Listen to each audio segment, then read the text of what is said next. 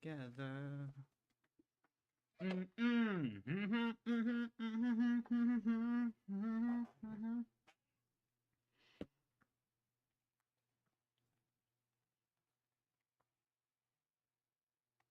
Oh, wait, that's why. Bow, bow, bow. Well, everything's going nowhere. I still got a lot to do. Ow, ow, ow. I never got the chance to mention why I'm here with you.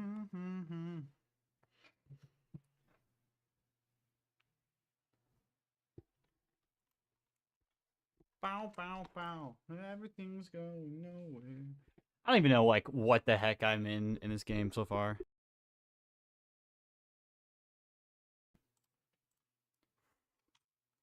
It has been a fat minute since I've actually played this. It's been like a week.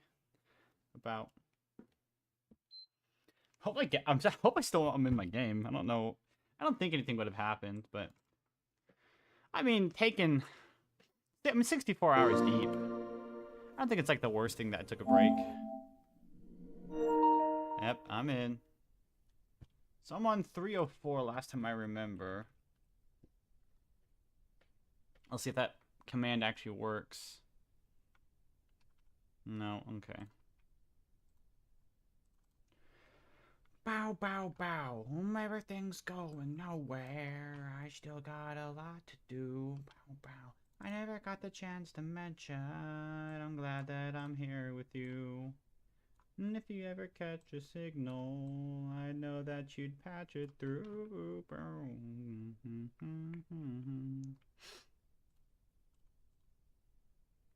And I got the gas and the keys to the car. You got the heart and the means to evolve.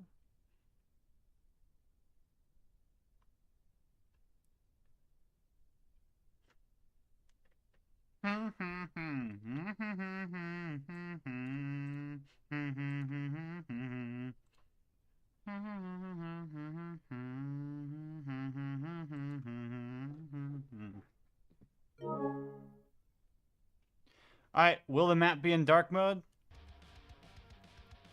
Dude, it's not in dark mode yet. No way. Alright. We got one normal round here. I honestly thought the map would be in dark mode by now.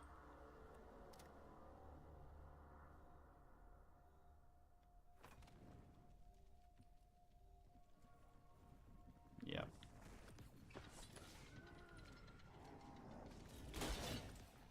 Dude, it feels so weird to play. Bow, bow, bow. Everything's going nowhere, but I still have a lot to do. Bow, bow, bow. I never got the chance to mention. I'm glad that I'm here with you.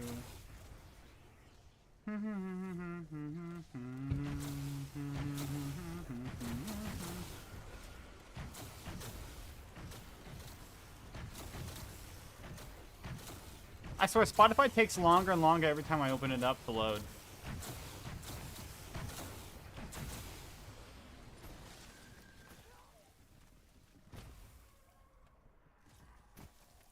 That and it always like sucks my internet down. It's like, oh, you open up Spotify? It's like that one thing. It's like, oh, you're streaming and you start saying the N-word a lot, but instead of just saying the N-word, it's just like my internet goes down.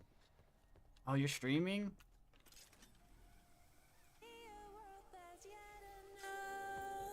Bum, bum, bum, bum, bum, bum, bum, bum, bum, bum, bum.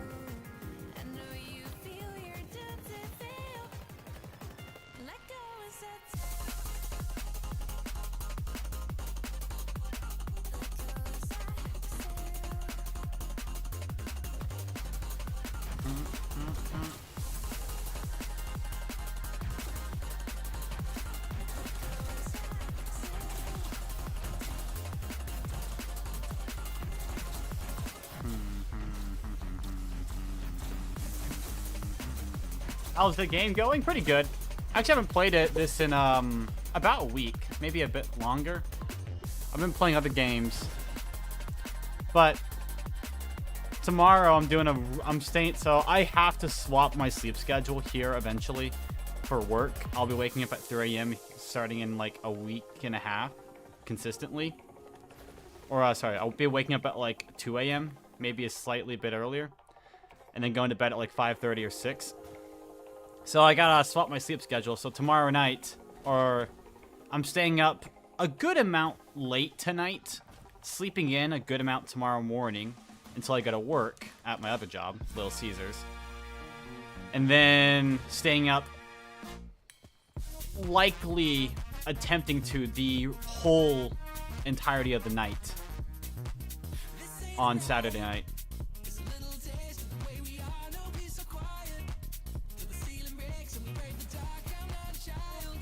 So we'll see how that goes.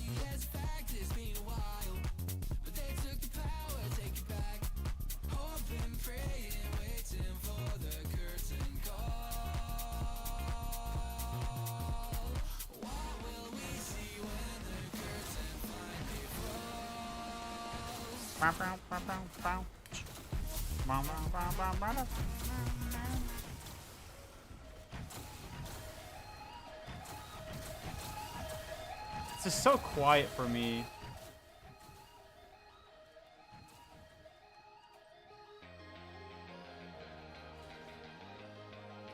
Dude, every time I see the word alpha, I always think of my friend Izzy. Alpha Omega Enjoyer.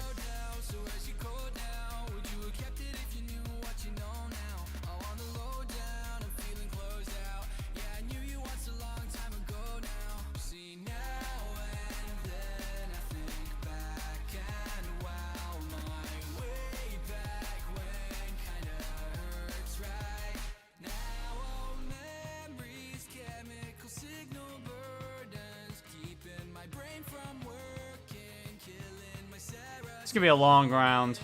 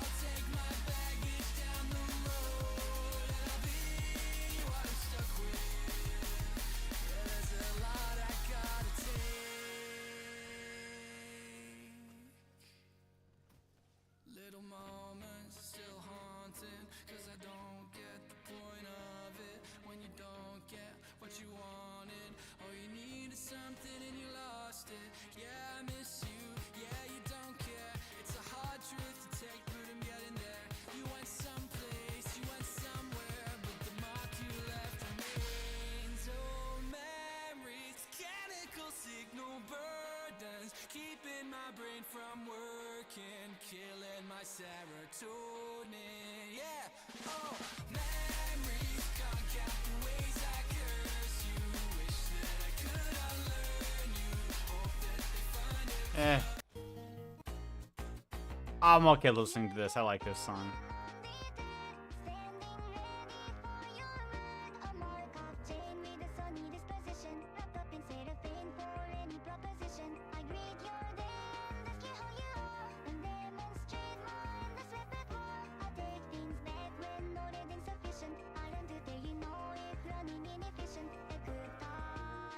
What if Seneca will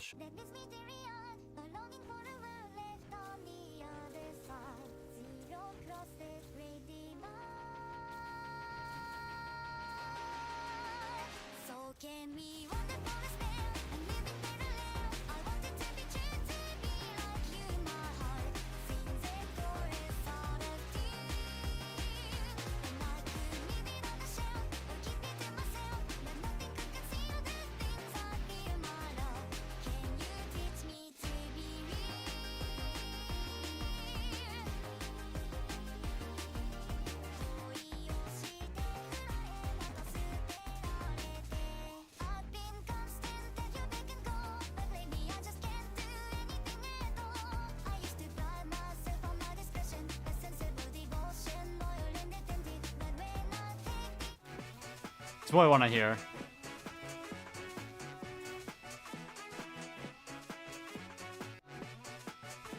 I love how funky this sounds.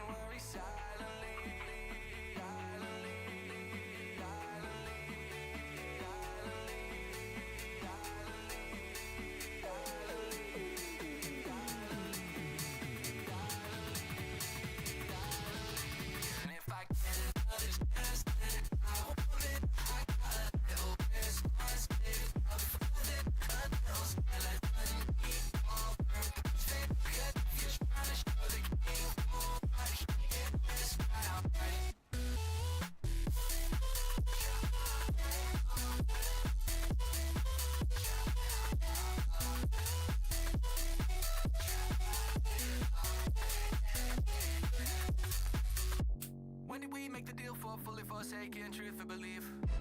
In a world like that, you'll only find truth in what you perceive. In fact, does it mean personalities like misery mean? Yeah. Chew it through, who do you think I am to you? It's easy to see there's a foolproof way if you want to succeed. Tell everybody you've grand achievements and absent defeats. And especially shout anyone else down when they try to speak. Build your walls and advertise on them.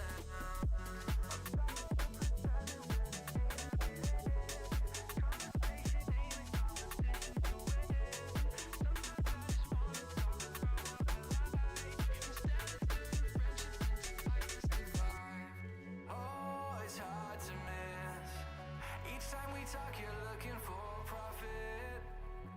For sure, I'm prepared for it. But honestly, I'm pretty over this, over this, over this. Nope, that.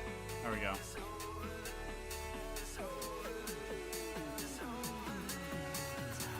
Hello, hi. Playing this again.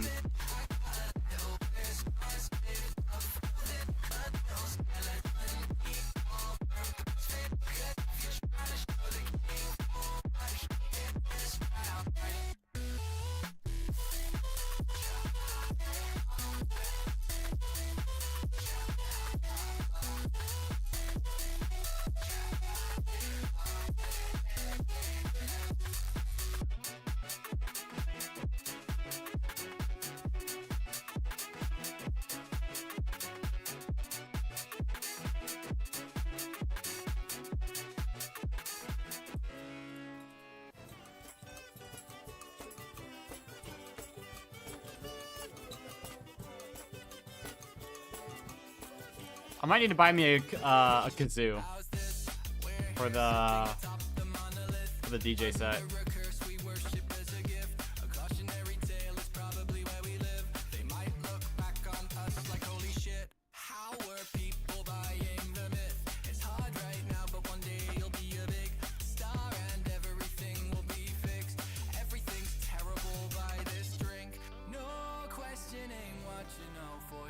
The zombies?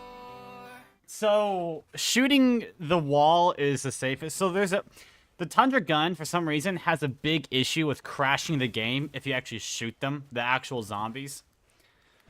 So if you shoot the actual zombies or like the little sandbags here on the little thing, it has a history of crashing the game. Oh, a zombie.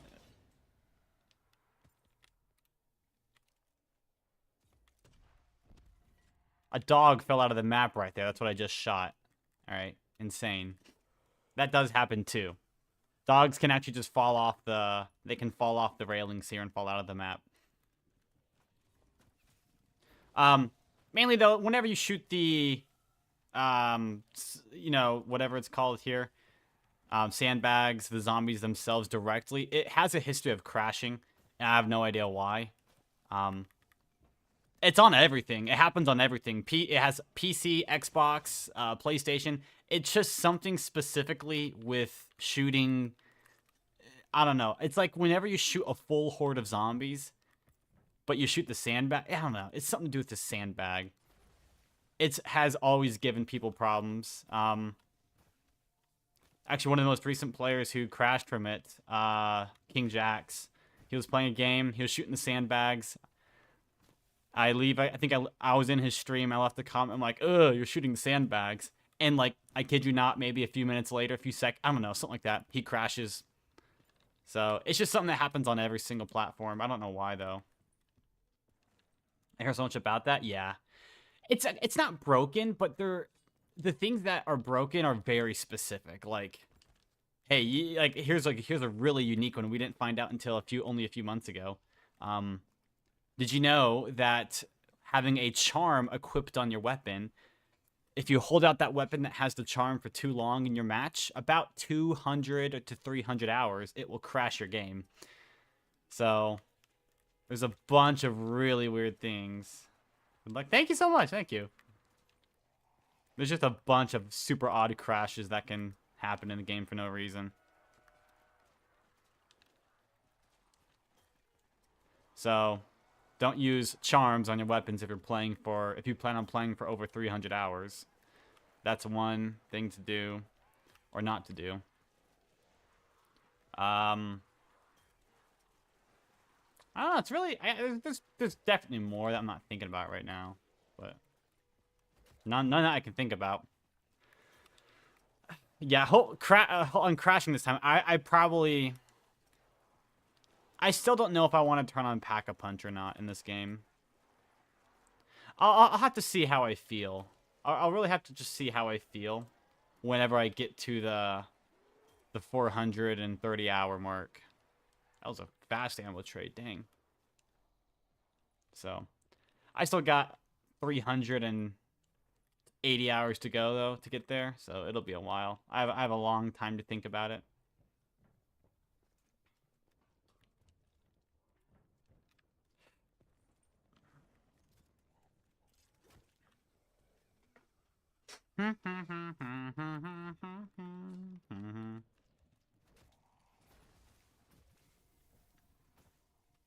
Yeah, I'll use the entirety of it. Why not?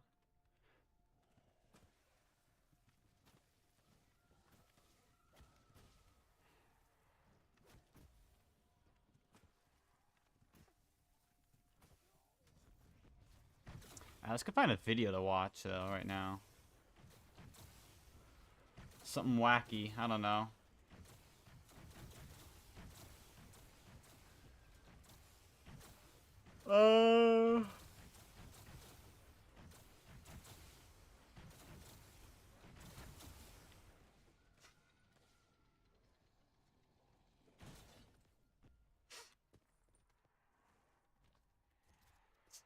Let's see.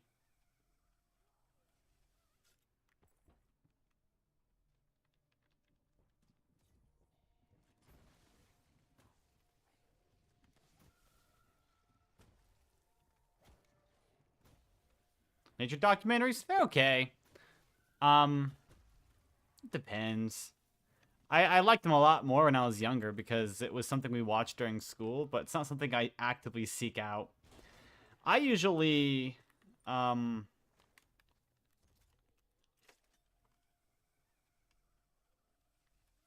I don't know. I usually watch a lot of David Attenborough. I have no idea who that is. I usually just watch like super unhinged things on YouTube, or like listen to unreleased music from artists and everything that I follow. Like this song right here. Why won't my brain shut? And I've really meant Love it. I wish he released this. so many friends I used to know, making their messes into homes and living lives I'll never know and I'll never hear of. Do they miss me? Probably not. They probably Oh my gosh, there's one that I'm dying for him to come out with. Gas in the Keys.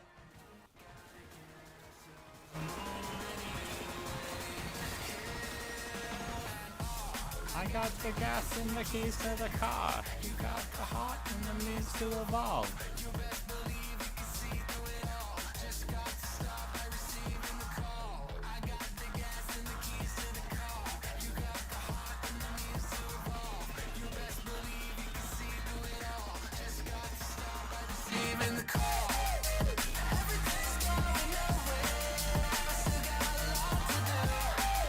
I never got the chance to mention.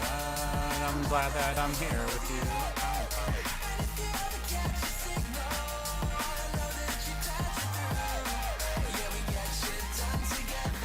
It's the only part of the song I like, though.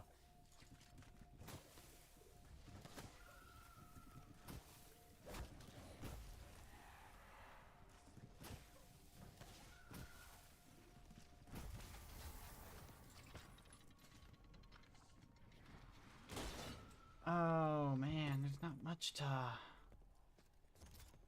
perfect planet.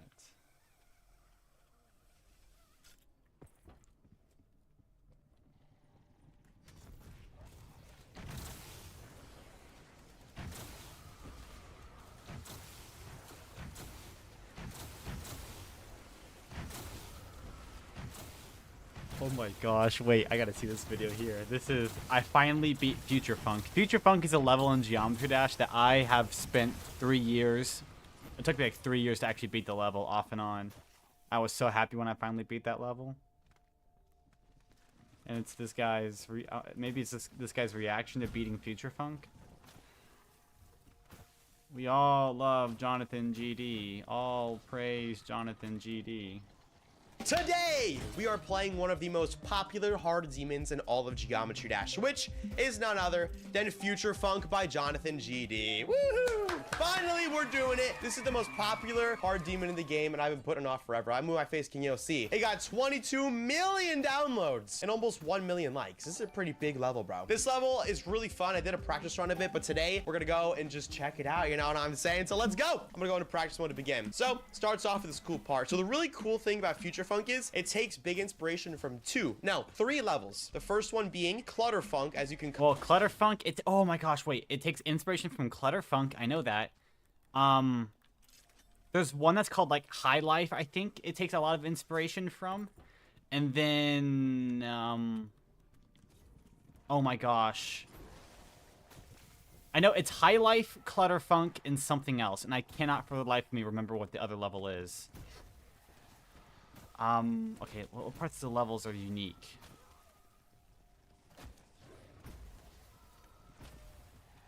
I don't know. I actually don't know. Kind of see. Like, there's like this Clutter Funk-esque background with the colors or whatever. You'll see it more in other parts. And then the other level is Low Death. And then the other level, Low there's Death. just Low Death and Clutter Funk. But Why yeah, was it this saying part's High Life, obviously Low Clutter Death? Funk inspired, that corridor. And then this part is like the pre-drop of Clutter Funk. This is obviously Clutter Funk. And there's a lot of inspiration from Low Death, or I guess you could say High Life. One of those. Okay, this part trips me up though. So like, you think you'd hit the pink orb, but no. You actually go up, hit the black, and go to the ceiling. This part's not too bad either. But yeah, I don't know why I said 3 levels. It's 2. It's Low Death or High Life, because that's technically a remake, and then Clutter Funk. Those are the 2 levels this is inspired by. Okay, this part's High weird Life, too. Low This Death, trips me same up because thing. like you think you can't go there because like, oh, there's a hitbox. I don't know how though. You could just No, they land do on not it. have It infinite just- it just damage. works, you know what I'm They- saying? Bro, I remember at first They though, start 'cause- pooping out because in there's this weird around the hitbox, you're like, if I show 50s usually hitboxes, on I guess they just hardcore. toggle it But off for when you get up to it, normal, maybe. they pretty Or, like, much when you might as well die, be it infinite looks like there's a damage. hitbox. But I was trying to do this.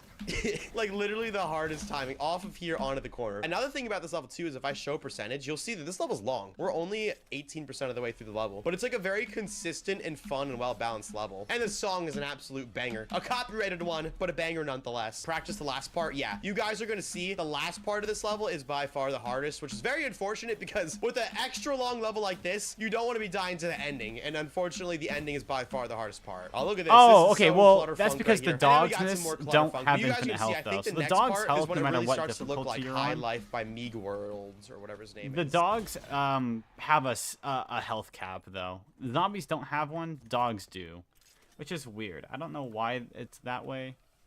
It does make it is good though, because it allows you to actually, like Blood of the Dead, for example, use your shield to get kills with. That way you can recharge your shield blast, which is an infinite damaging weapon.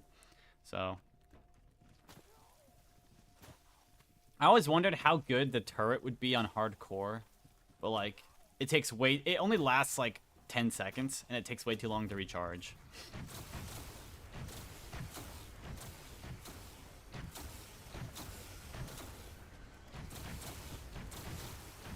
Golden Spork Knife? Yeah, so that one is infinite damage too, yeah. So Golden Spork Knife is infinite. So the Golden Spork, I know, is not. The spork itself, or the spoon, it drops off around like 17, I think. The Spork Knife, I think, drops off around the 30s or something on hardcore. It's insta-kill forever on normal, though. Or pretty much insta-kill forever on normal. The Golden Knife, I think, is an insta-kill on everything, is an insta-kill forever, except on Wardens. And the Golden Spork Knife is an insta-kill on everything, including Wardens. If you're playing a high-round game on that map, I think the best route or the way to do it would be probably use the Golden, or just use the Golden Knife. And then have a Blundergat, just upgraded normally, no Magma Gat. That way you can knife forever with Ethereal Razor in the Warden's office. And then you can also just one-shot the Warden when he spawns. That way you can also get good dog rounds by doing part of the upgraded Tomahawk Easter egg. It would get a damage boost, yeah, but it doesn't really matter at that point. You're already doing so much damage, like it's pretty much. It probably, honestly, I would bet the code just says like do the zombies' health and damage, probably.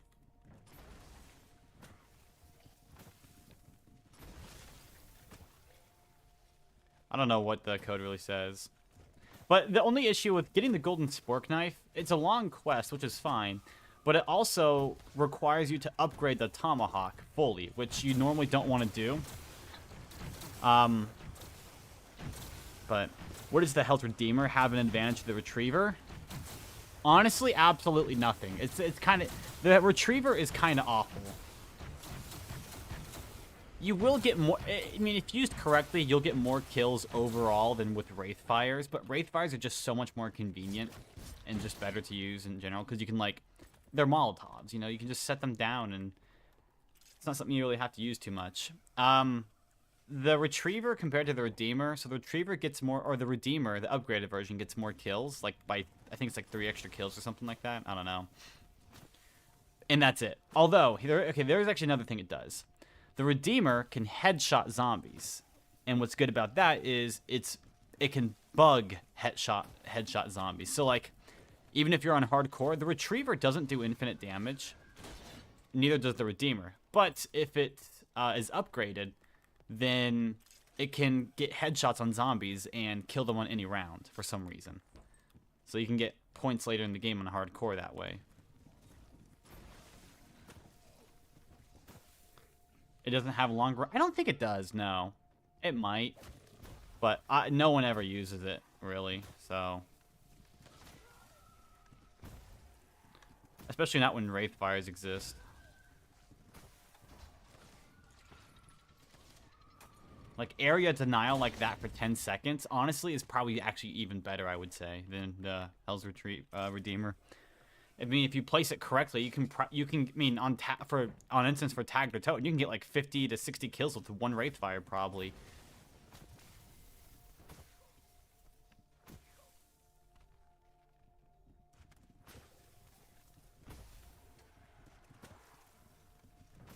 It's just I don't like it too much.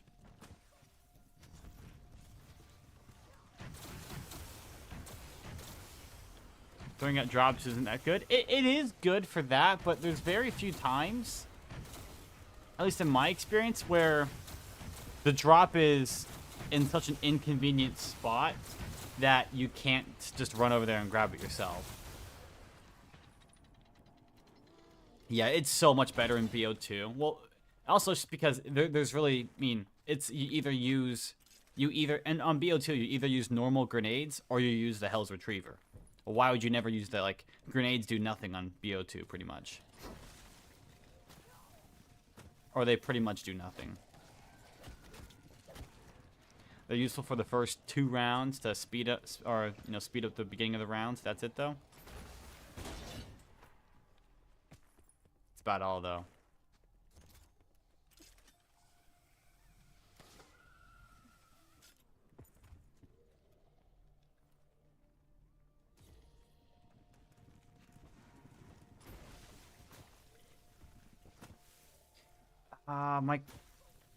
I don't know if I should. Depends on how. I'll probably trade out for Ethereal Razor here as well. This next ammo run. I have played a little bit of Realistic in the past before. My best maps or things were on 9. So I think I have like around 41 or 42 PB on 9, that's very good for me. And then with All Elixirs and Talismans on 9, I have like a 62.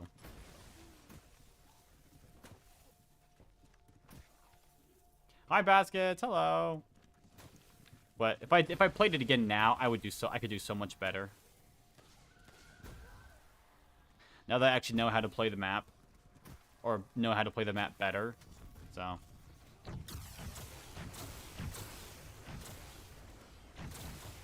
NDA.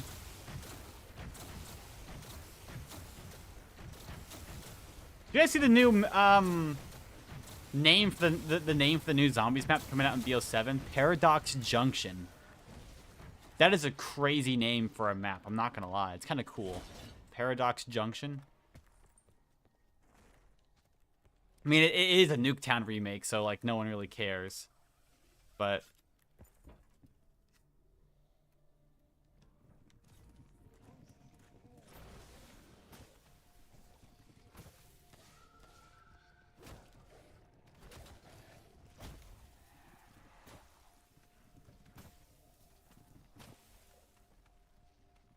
it could be fun though. We'll see what they do with that map.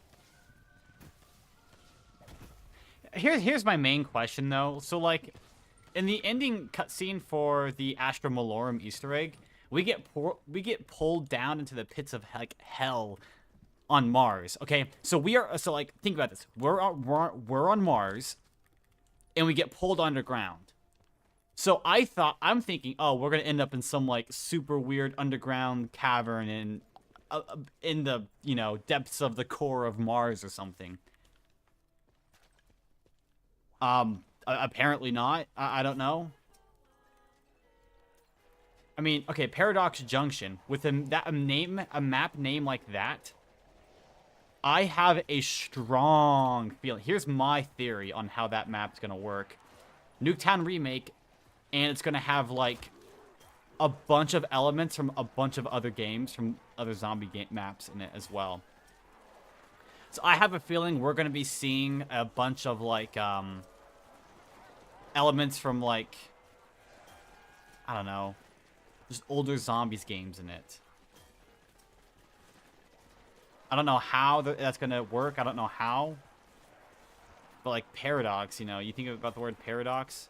You don't name a map Paradox Junction for nothing. The same way you don't name something Astra Malorum for nothing. The map name almost always has to do something with the actual, like, you know, lore-wise. The Machine, I think it's like, what, The Machine? Firebase Z, that's kind of Mauer der Toten, Wall of the Dead. Takes place in Berlin. Forsaken is the Forsaken. Going back to BO4, Blood of the Dead. Which are elements from older since... Well, yeah, but I mean, like... I say elements from older zombies. I mean more like in the sense of, like, models. Like, on Astra Malorum, for instance, we saw the old Pack-a-Punch machine. Which is weird. I don't know. Okay, you know, I'm not gonna lie. I'm super confused about where we are in the story now. Like, I understand what happens in... like, everything that happens in the events of Cold War lead into the events of BO6, right? Which ends with... we don't know what the canon ending is, though. That's the issue.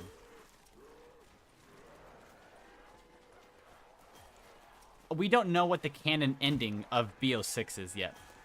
Is the canon ending where Richtofen saves his family? Or is it where, like, Samantha Maxis gets to come back into the real world? Which one's real? We don't know which one's real yet. At least I'm pretty sure. Yeah, it's not PC gameplay, sorry, yeah. I think that, I mean, the devs 100% know what the canon ending is. I mean, there's no way they don't. They probably already have their minds made up, but... I really wonder what it is. Because, okay, so at the end of BO6, we get put into the Dark Ether. I know that much. That's fine. I understand that. But what happens after that? Like, so we get put into Astra Malorum. So we get put into a little side dimension pocket where the warden, whoever that is, you know, can't find us. Sure, okay, whatever. But then when she spits us back out, like, why does she spit us back out in the middle of space on, like, a moon of Jupiter or Saturn or something?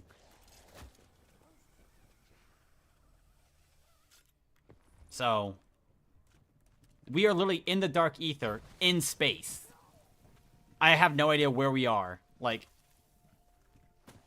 we're in another another timeline, dimension, universe type of thing, but in space as well. So, like, there's normal, like, reality space. Now there's Dark Ether space. Or is that, like, the same thing? I'm so lost, man. Like, are we still in the Dark Ether?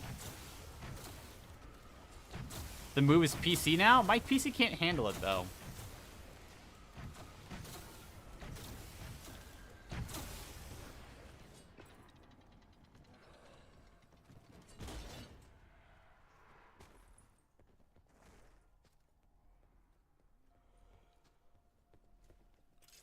Wait, hold on. Why did that get graded?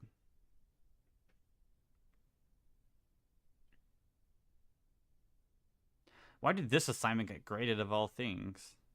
I've already done this one.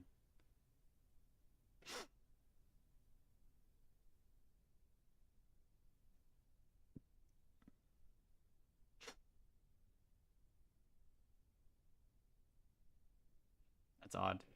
Message the dev of the online perks. Ooh. See, I'm not gonna be swapping to PC just because it's not my thing. PC's not what I play.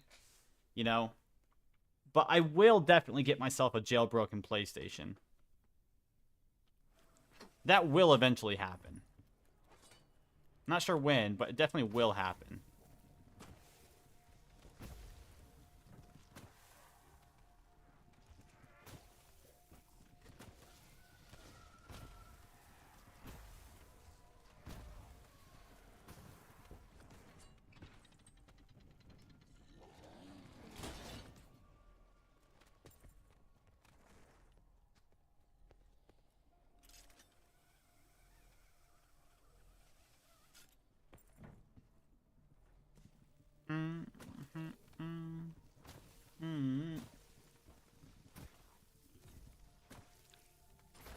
It is nice to see that they actually did come up with,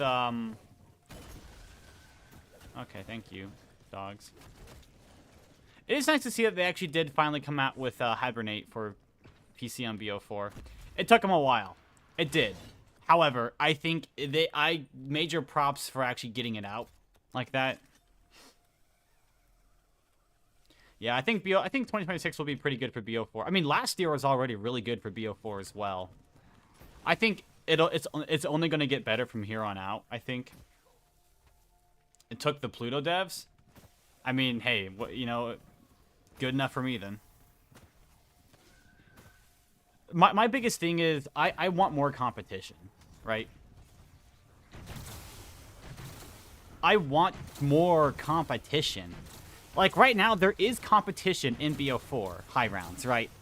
But there's not enough players for it to be, like, super good competition. Like, everyone has their own select few maps and nothing else. Like, no one, like, overlaps on maps and everything. Like, you don't see multiple people playing the same map.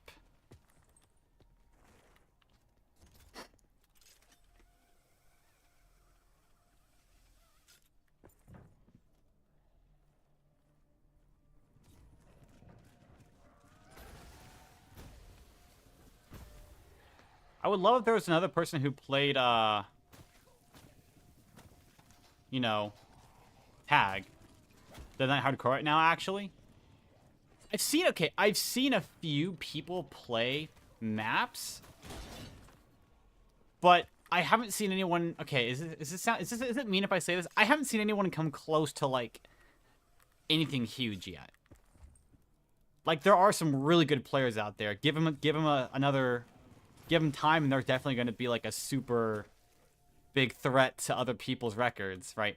But I haven't seen anything crazy yet. Well, someone's on 300 plus tag normal. Make us with the East. Wait, there is? Who? Wait, is it? Oh my gosh, I think I know who that is. Oh my gosh, I think I... Issue with BO4 players, it's... the issue with the BO4 players is something they don't want to hear. What is that? What is something we don't want to hear? I bet, it's my guess right here, it's like every other Call of Duty game, it's now becoming PC. It will soon become PC dominated. However, I still don't think that'll be true. I don't think, if that's what you're going to say, I don't think it'll be true. I don't think BO4 will ever truly be PC dominated for high rounds. I think it will always be more dominant on console. At least for the next few years, you know, minimum.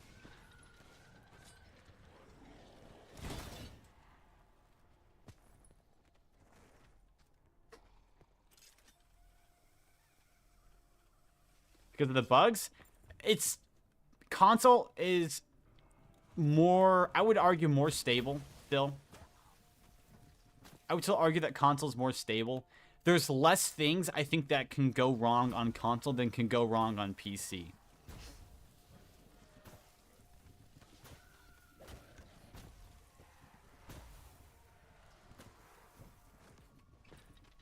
Struggle so much because they choose not to play learn optimally and then they play safe. Well, here's the other thing though. It doesn't matter if people play safe, because BO4 is not a test of who is the more skilled player. Like, obviously you need skill in this game, but it's literally just a test of who is the most patient player, which is what I like. Now, obviously, once every map becomes maxed out, patience isn't enough at that point. You also need to optimize.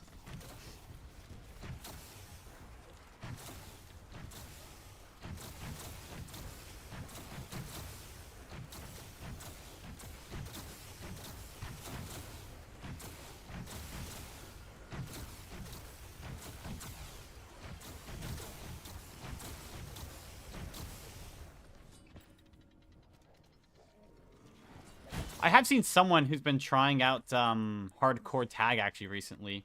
Every now and then they'll come into chat. I forget who they are, and they'll kind of give me an update. Last time they kind of gave me an update on it, they died on like 175 on hardcore because of the issues with the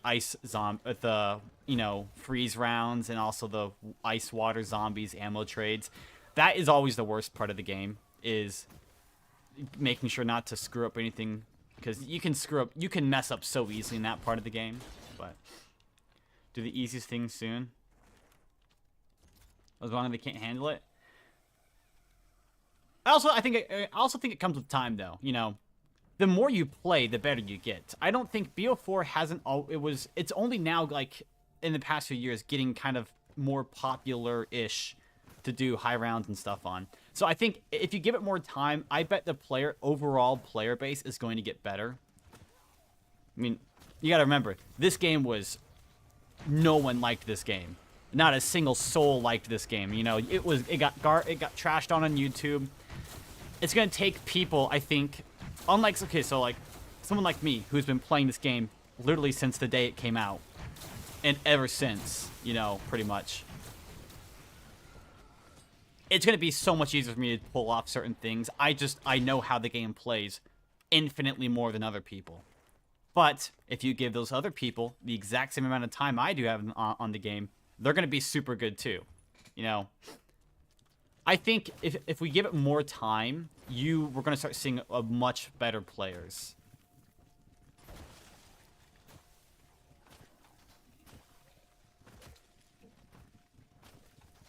So, loved BO4. You mean the zombies players? Yeah, mainly the zombie players. Zombies was very unpopular in this game when it first launched. So, maybe I started making videos. Dude, you should. I literally tried to start recording today for a video, but I'm like, you know what? I kind of want to stream instead. So, I did this instead. I want to make a specific video so badly, but I need a jailbroken PlayStation. I need that so badly.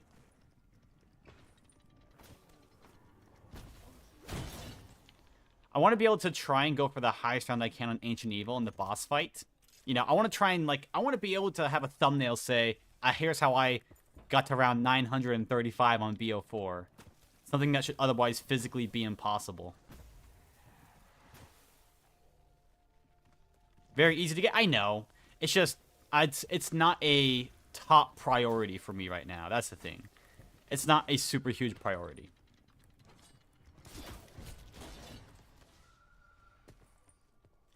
No, I can't jailbreak. 95 is 100% not possible. I now have proof. What, you mean like on Ancient Evil type of thing, or as in like an overall type of thing? Like there's something in the code physically preventing players from ever getting that high? Because like theoretically it should work no issue. The boss fight will G. Oh, will it? Okay, never mind then. Someone did it? Really? Interesting.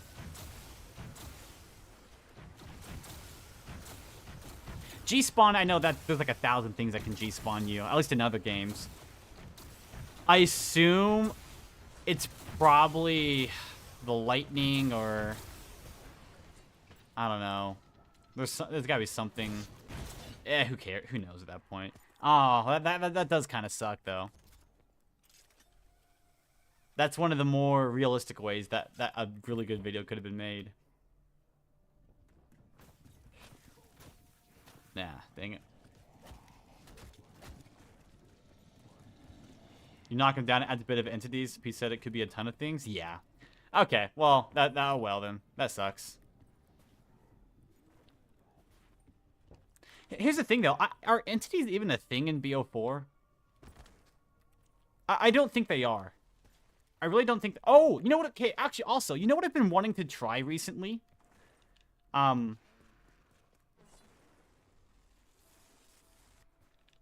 They are? Really? Okay, well, they've never played a part in the game then, at least. Like, they've never played a major part in the game, I would argue, or assume then. You can print them on screen at the client. Really? I did not know that. Interesting. Okay.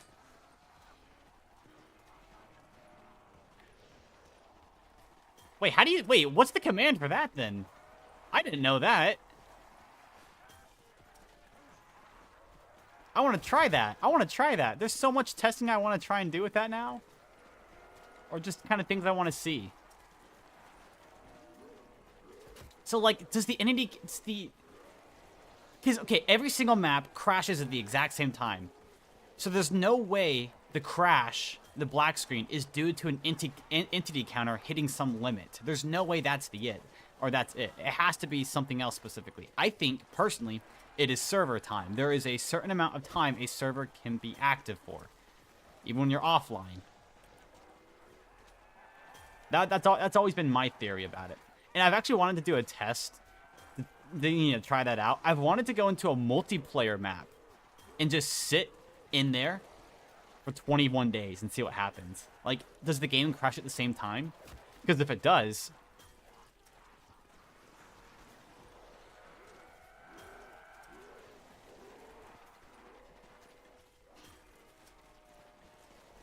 Well, then, if it does crash that point, then there you go.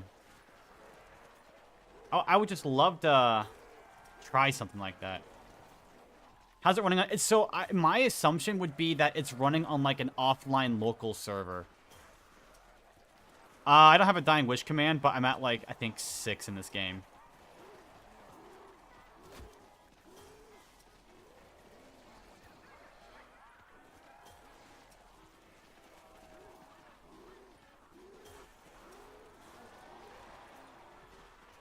Demonware.tw.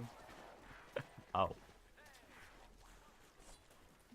So, like, my guess has always been that it's just some sort of, like, okay, hey, whenever you start a matchup, it creates a little mini local server,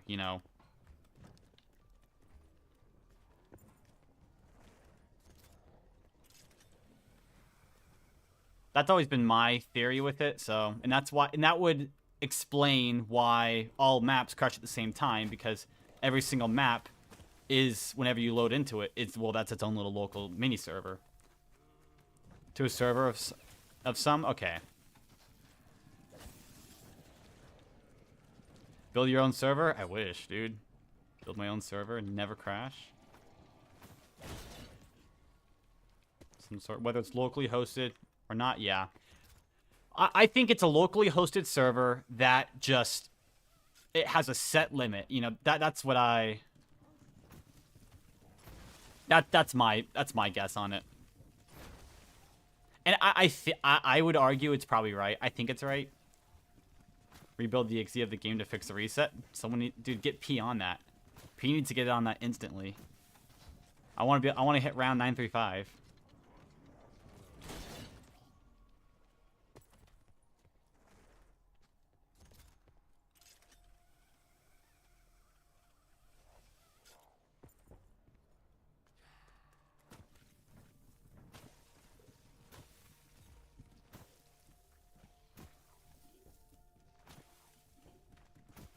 So, oh, look at that. Hooray. All right, I think this is an Insta. 49? Yes, it is. Cool. All right. The main issue is just the map. Every single map in the game crashes at 522 hours into the game. Now, it's trying to discover what's the issue behind. Why does it crash specifically at the exact same time on every single map? It has to be something that is consistent across maps. That has to be something that's true. I just don't know what it is. So my best guess is, like, yeah, I guess in the way Zombie Guru said it, a little, either like a little local virtual machine, local mini server. I don't know what it is. Something, though, has to be running in the background that gives out after so many days.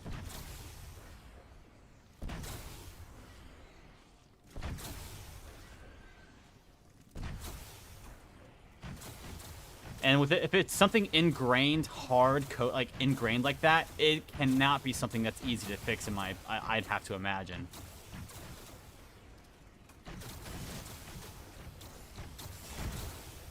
It's a bug. Can't debug it. I don't know if it's a bug. I don't know. A black screen. Okay, so let's go back to older games, for example.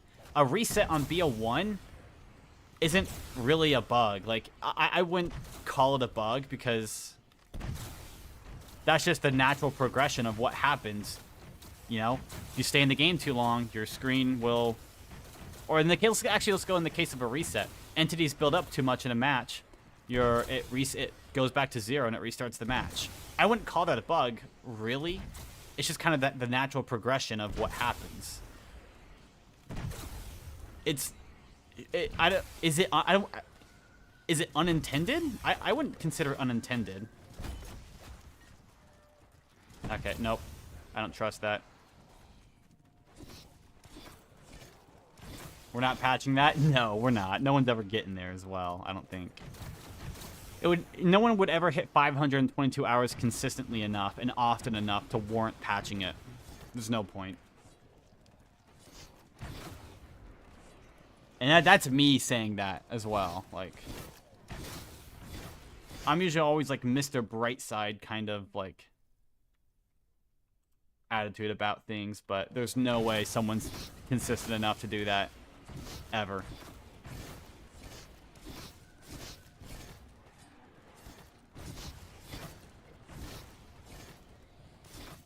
That's like 1,700 hours? It is. Okay, here's the thing. Don't know about the 11-month error? Yeah. That's a hard one to test. You know, that's a really hard one to test. You know what I do have, though? I have a spare Xbox on me right now in my closet that I'm currently looking at right now that has a BO4 disc in it. I could start a game up and just let it go and see what happens. I would uninstall the game, reinstall it, clean the disc off, make sure everything's good to go on the console-wise, you know, disconnect from the internet. I'll just let it sit there. Like, I would never touch it otherwise. I'll get the game going, I'll pause it the moment I get into the game, and I will leave it paused for 11 months. One of the longest tests ever. I mean, what else am I gonna do with my Xbox? I don't use it.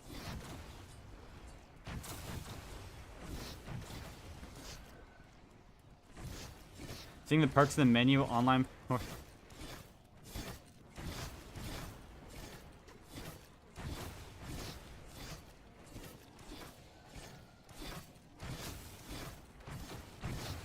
Yeah, lucky. I'm still stuck. I'm stuck on my offline garbage.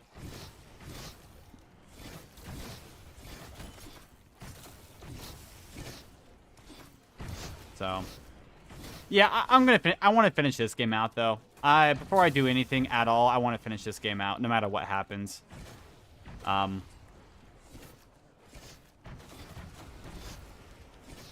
That's great. Well, you sent me the file, so I'm 100%. Oh, actually, it doesn't even matter for that, but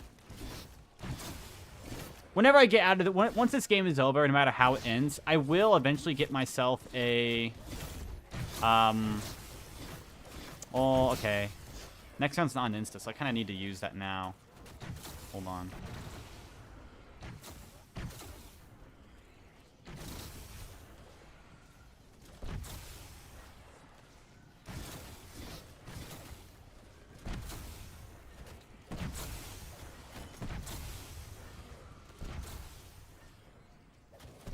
What are online perks? So for some reason, whenever you're connected to the internet and you load up BO4, yeah, Zombshell, Blaze Phase, and Luna. Those perks only appear as available options, both in-game through random perks and just to be able to select in your loadout by default. They only are options to... You can only pick them if you're connected to the internet. If you're not connected to the internet, there's no way of obtaining them. Which is good for some... Like, for my game here, that is amazing. And the reason why is because it means whenever I go to do my trade-outs for Bandolier Bandit, I have to do less trades overall because there's less perks overall. But for someone like Zombie Guru, who, let's say he would play the exact same game I'm playing, he would have overall worse luck than me. So, yeah, pretty much every single map it's better.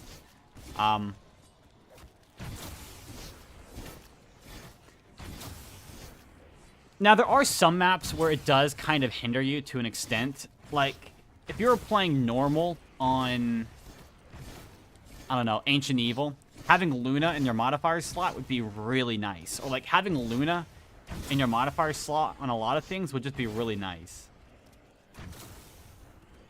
Like, they do have their uses. Overall, they're not that useful. It's nice to be able to have them when you want them, but not have them when you don't need them. Is the whole gist of it, really.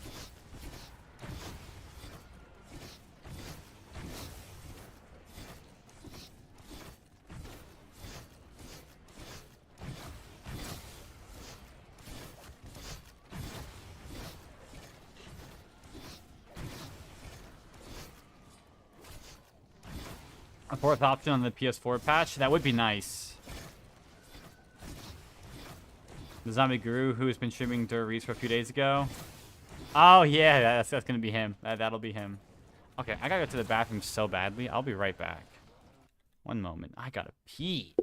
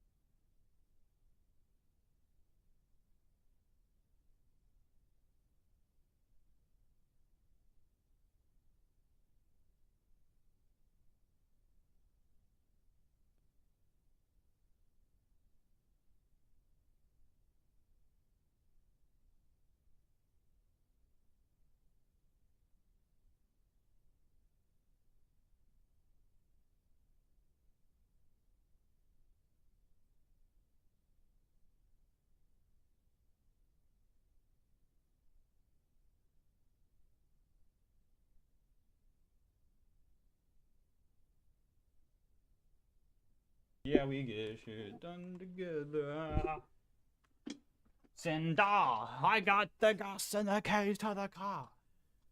You know what I'm gonna do? Playing some fucking Balatro. I'm gonna play some Balatro, and it's gonna be the best game I've ever played. Play some Balatro. Bum bum bum bum bum. Mm-hmm.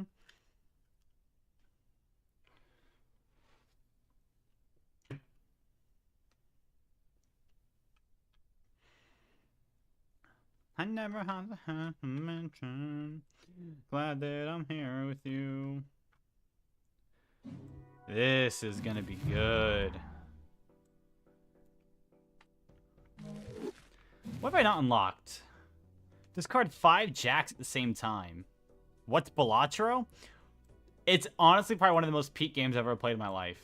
Like, it's like poker? Is it poker? I don't know what card game it is. I'm not gonna lie. I don't even know what the card, like, the original game is called. It's like where you can have, like, you bet, I don't know, you have some chips and you bet, oh, I can make a 3 of a kind with my hand. I can make a full house, a flush. I can do a 5 flush, or, which I have not done yet, a 5 flush run. I need to try that sometime. I didn't even know that was a thing. Who sent me something? When did Izzy send me this? Mustard and hot dog chocolate cups. With onions in it. Those don't actually look that bad. Alright, let's see what the picture you sent me is. Alrighty.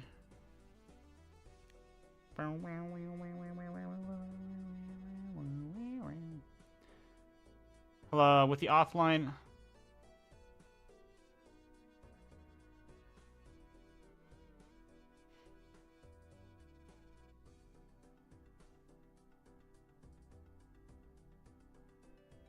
Wait, did you leave that? This guy's Izzy? No, I'm not Izzy. My friend Izzy sent me a video. Wait, were you the one who sent that comment to the guy? The author? Dude, did you send that? The initial message? If so... Oh, okay. Like, this might be the kindest message I've ever seen you send someone in my life. This is just full of, like, gleam and joy. It's like...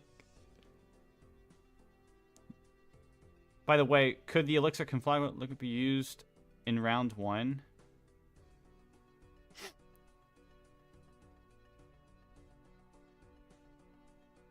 Conflagration, oh my, I don't know what the heck that name is. Conflagration.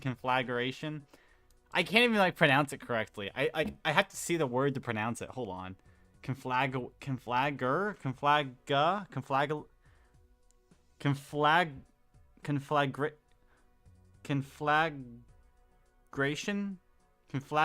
oh my gosh. Tap needs to be activated for that? Oh, I did not know that.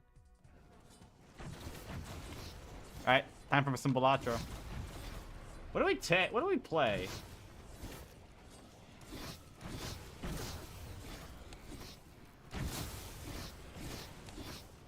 I need to complete the omelet challenge.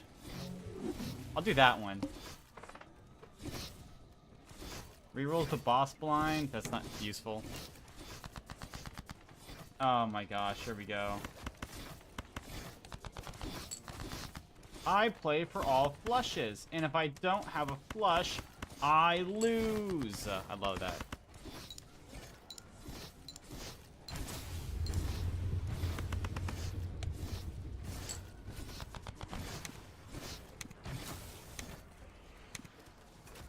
Like, the issue is, I only get so much money in this run. Like, right now I'm at 25 bucks.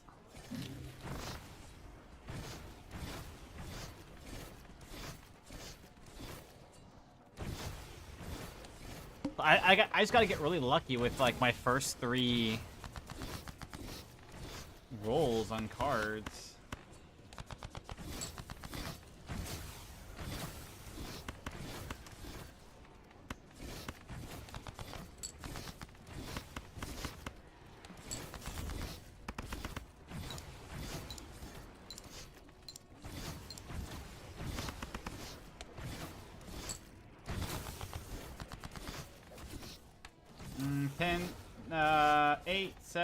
Oh, 77788, full house.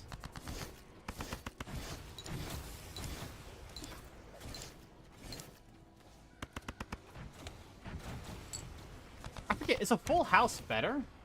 It is! Well, not by much, but...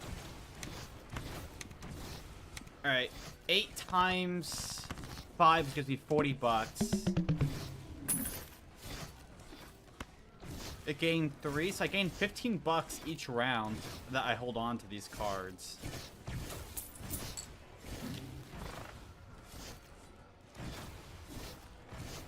I gotta be able to complete this blind here. I need to. 777 queen, that's a good start.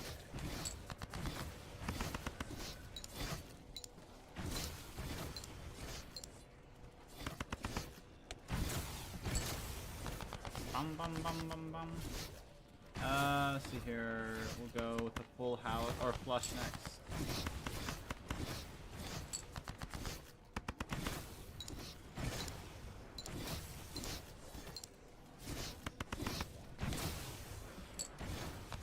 $84, come on.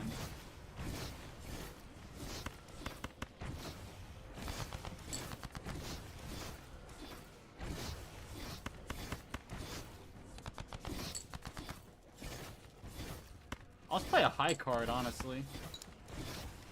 I only need 16 points, so yeah, there we go.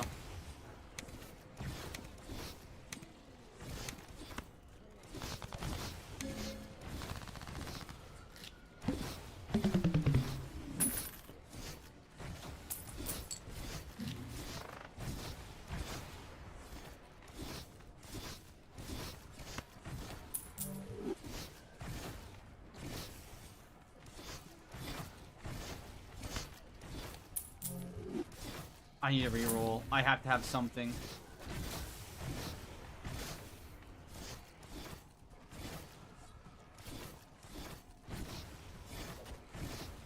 Ah. There we are. There we are. That's a good one. I didn't want to have to sell that much, but all right.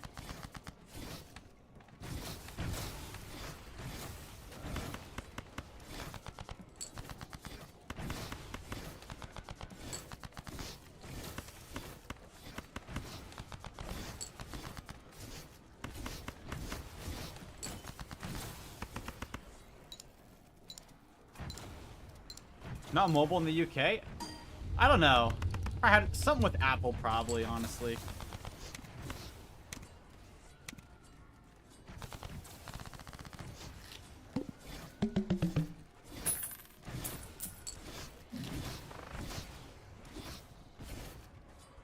Ooh, that could be a good one. Greedy Joker. Like, I might as well go ahead and use it. Because I gotta get lucky with my Celestial packs. Yes, Jupiter.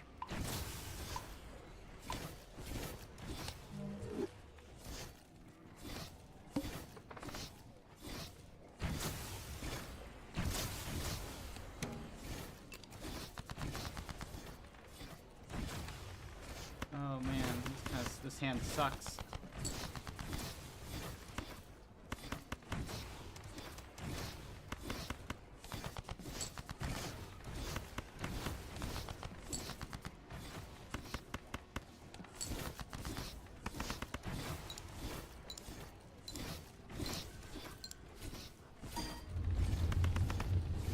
Okay, I should be able to do the needle, no issue here. The next round.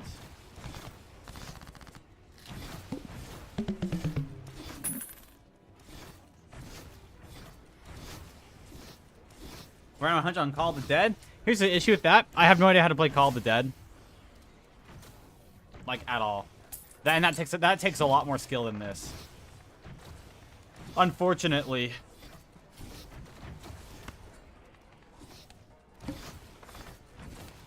Call of the Dead is so much more skillful than this game.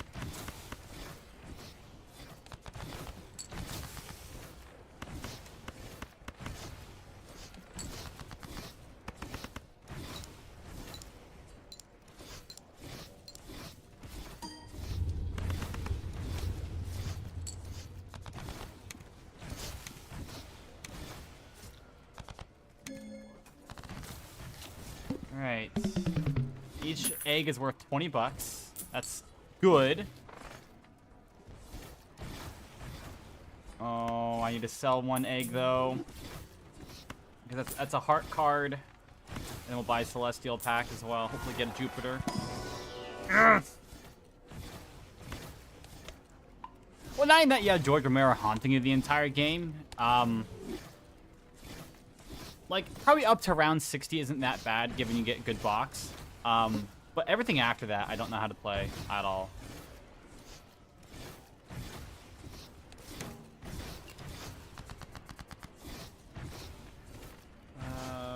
Let's see.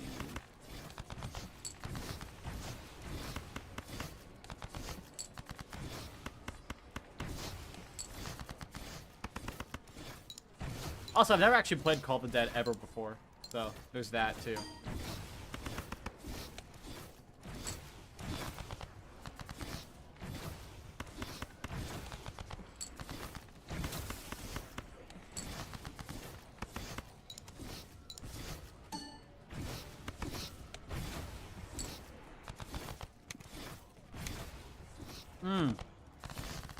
First Call of Duty ever was Modern Warfare 3 way back when.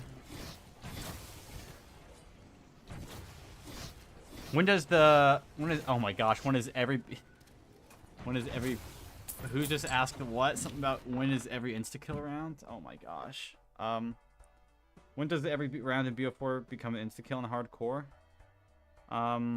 They all start on 163 on the hardcore difficulty on 80. And then, hold on, let me get a...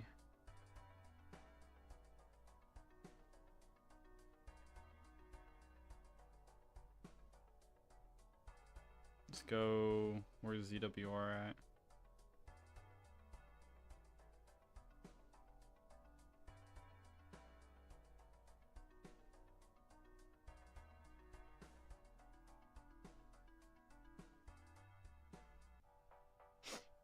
There we go.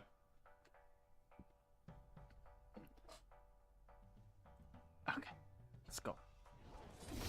Continue playing Balatro. 2 bonus cards. No. Oh, I didn't get anything. Alright, high card.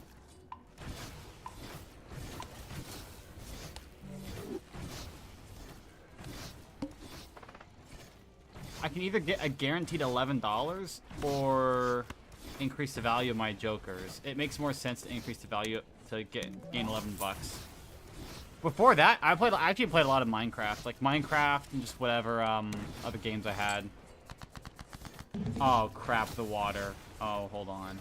How am I gonna play this?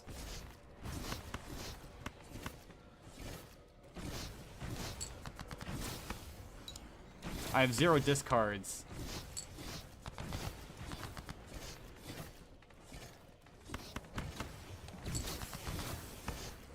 I have to get a diamond here. Whew, okay. I only haven't played one Mario game in my life. That was New Super Mario Bros. 2 on the DS.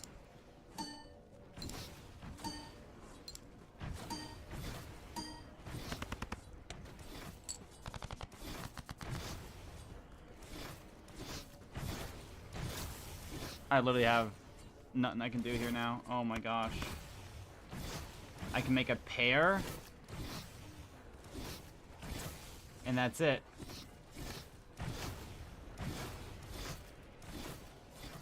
I can make a... I can make a 2... Ah, that might be game.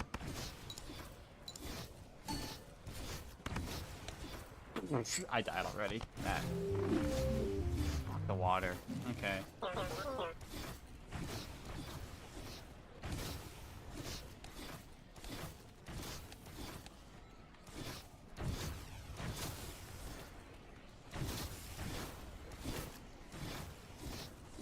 Do this. Chips cannot exceed the current dollar amount that I have.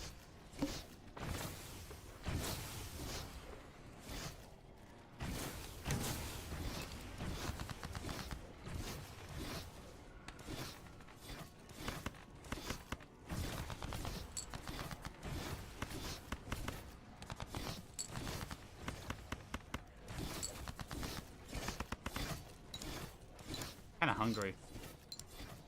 Honestly.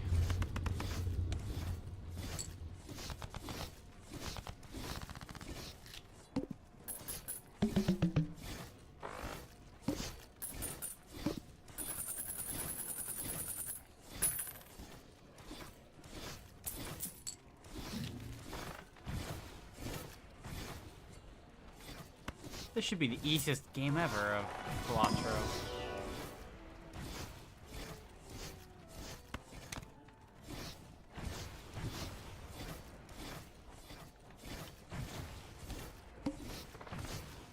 A free rare Joker. I have to do that.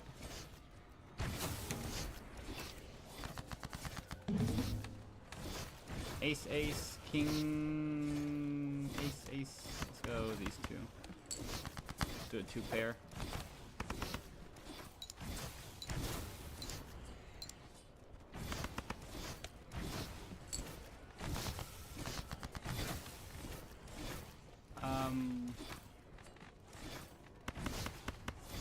Oh wait, hold on. Well,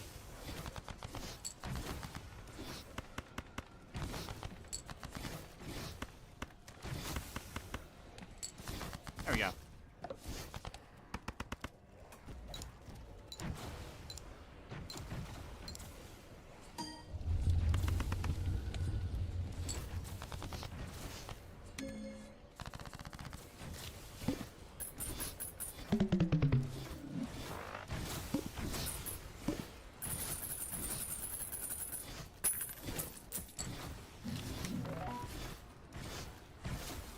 Oh, I lucked out so much. Copy. I got brainstorm. Copies the ability of the leftmost Joker.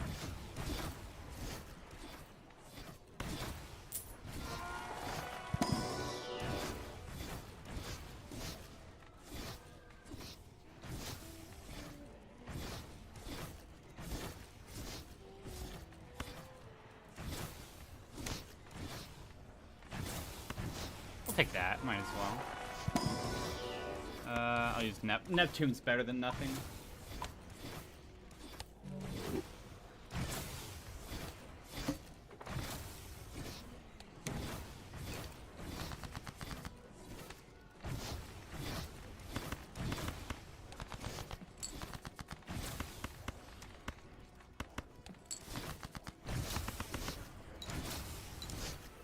Also kind of want to play some Bloons Tower Defense 6 right now. I might play some of that.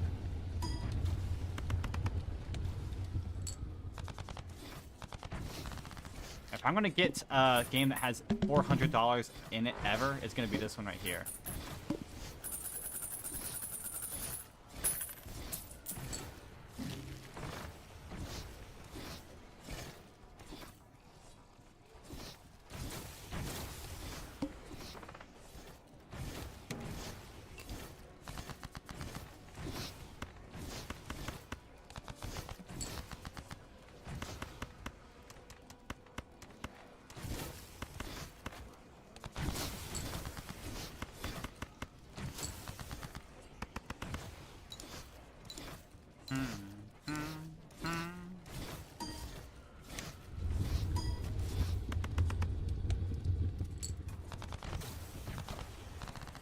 Bum bum bum bum bum bum bum bum bum bum.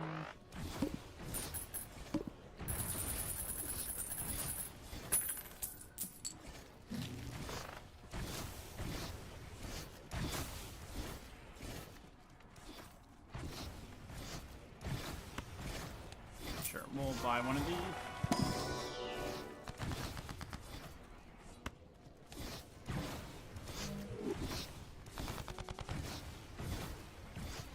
Played Pac-Man? I have played Pac-Man. I'm kind of bad at it, though. Like, I'm very bad at it. There's, like, a bunch of ways to not cheese the game on Pac-Man, but, like, to know what you're doing it. And I don't know those things. Like how Pinky, Blinky, something in, like, blue or whatever their names are. I forget, actually.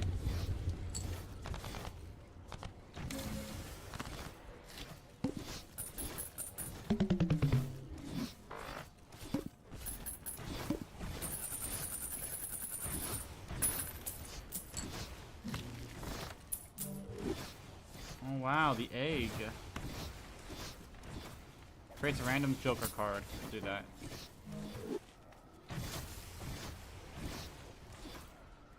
I guess it could be useful. Oh, if I get a free, like, negative, though. Oh, I know one.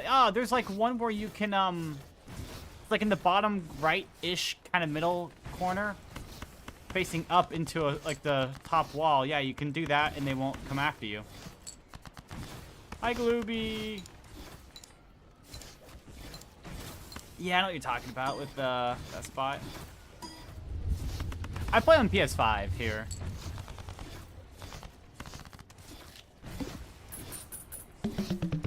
I'm never gonna play face cards in this game at all, so.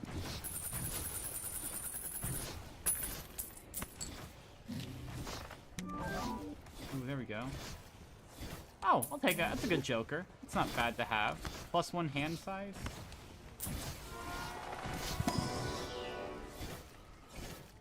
Ooh, that's a good one there.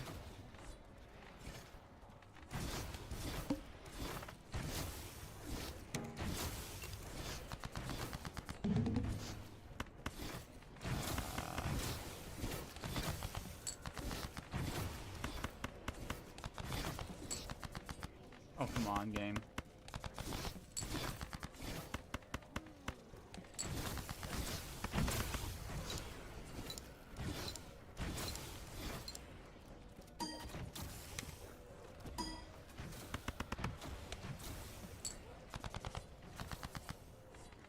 Oh, that's right. I'm kind of screwed now. I gotta get a heart.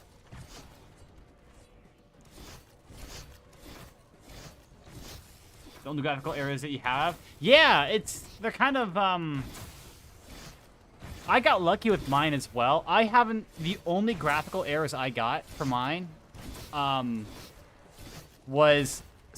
the only perks that will show up now for the rest of the game for me is going to be the 3 perks I have on screen now, as well as Bandolier Bandit. Something that's also kind of weird is, see how I have my Wraith Fires that they're charging right now? That's apparently a separate icon. So the moment I fully charge up a Wraith Fire here, it will turn to be blank. It'll let go away. Just a second. Yeah, like that. So that's kind of weird there as well. My elixirs are fine though. Everything else is pretty fine. Now what I am also kind of shocked at, the lighting on the map hasn't bugged out yet. Usually the lighting would bug out at about 50 or so hours into the game, and like the map would go into what I like to call dark mode. But it has not done that yet, so that is kind of nice.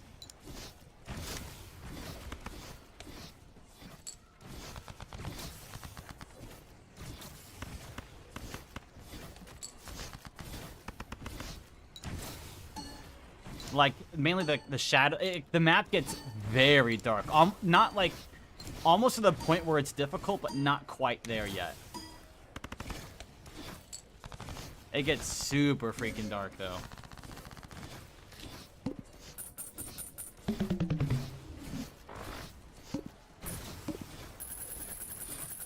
Series S instead of the X?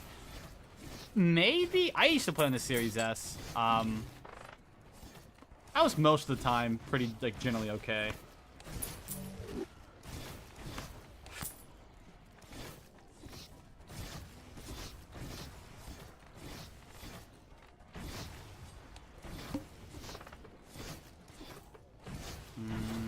Let's do this blind. They look blocky, you know? Yeah. Well, also graphical error. Okay, well, kind of. So sometimes, like, whenever you get really long into a game, the zombies do become blocky to an extent. These zombies, like, I've always called them, like, polygon zombies. They're, like, or polygon dogs. Because, like, they're very triangular and all that stuff. It's kind of odd. Yeah, but I know what you mean.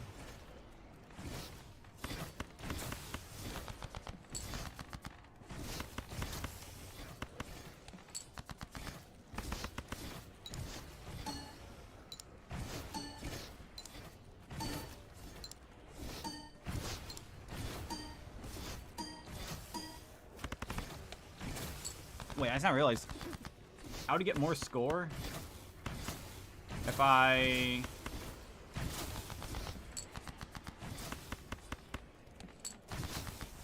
swapped around my cards up top a little bit, actually. Don't have hair detection. Yeah. Well, the dogs appear like triangular tubes. It's really weird.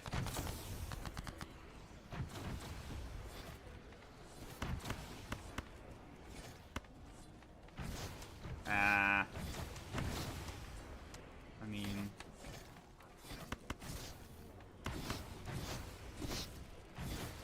2 pairs best I got.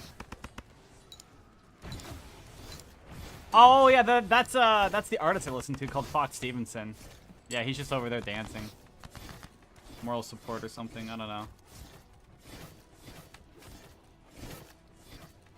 Ooh, I need to get 200 points here. I don't know how I'm gonna do that. I have a pair and that's it. I have one's a spade. Well, hopefully this gets me all the points I need. No! I can't believe it. I actually didn't get it. Okay, I'm done with that. The vampires don't look really funny. Yeah, they look so... a lot of them look strange.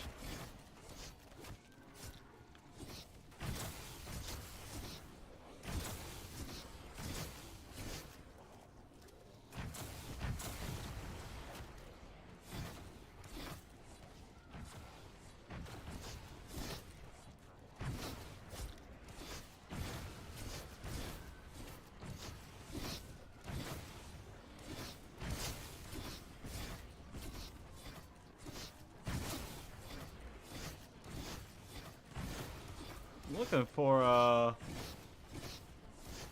video, but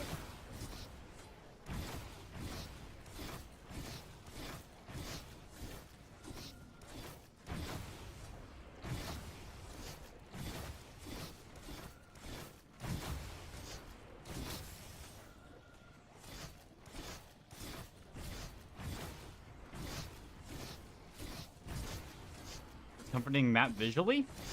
I think, okay, in this game, the most comforting map visually.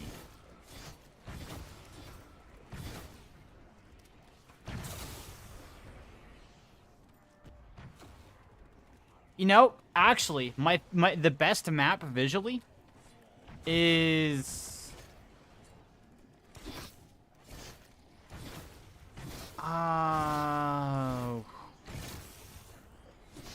I would say I think the best map visually is going to be Forsaken.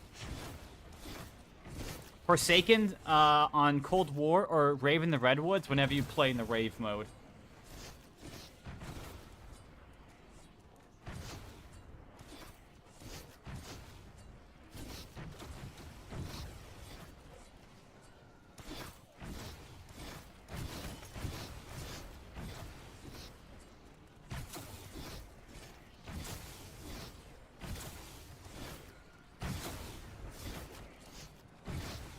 Oh, the most warm and cozy? Oh, Tag does not feel warm and cozy to me. Most comforting in that sense. Hot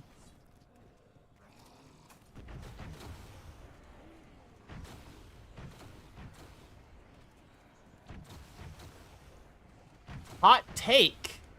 Zetsubo no Shima.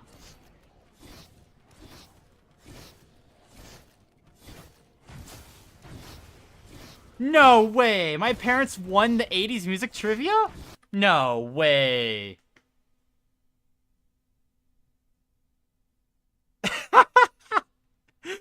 Really? Oh, that's crazy. They've been trying to win the 80s music trivia for so long. It's been years. My parents aren't musicians, no.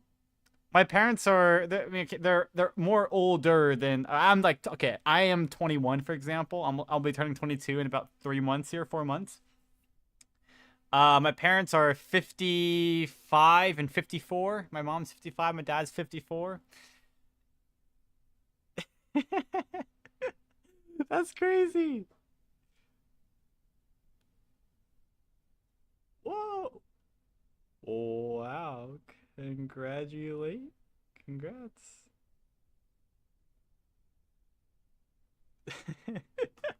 No, they love my parents love 80s music though. So like music from the 1980s, they really like it. And every single time they do a cruise, they go on a cruise or do something like that, they're always competing in the 80s trivia music night, which is where they play a song, like a little portion of a song. They have to guess the artist, the year, the band, and all that stuff. You know, the title, a bunch of stuff about the song. And every single year, someone's always beat them. Except this year. Oh, man, the one time I'm not there. Dang.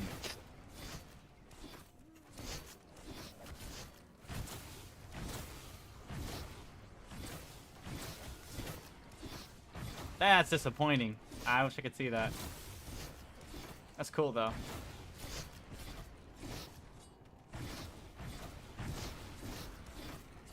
Did they get a prize? They did. They got a bottle of champagne. My mom sent me a picture of herself with a bottle of champagne in her hands. Like, holding it. That's so neat.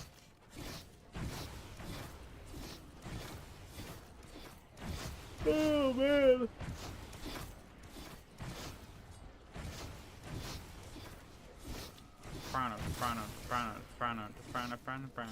I'll see this here. The Geometry Dash left a very small segment of this and Oh yeah, back to that.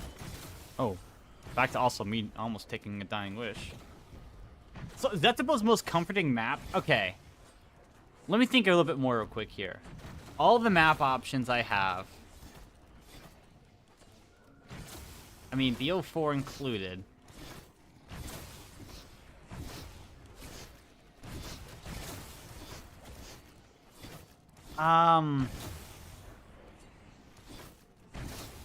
In Cold War, even those, no, those maps don't do it. BO6 Terminus? Oh, Terminus is a second close. I think. I'm thinking about some of the maps that I think would be good. Probably not Terminus, but I do really like Terminus.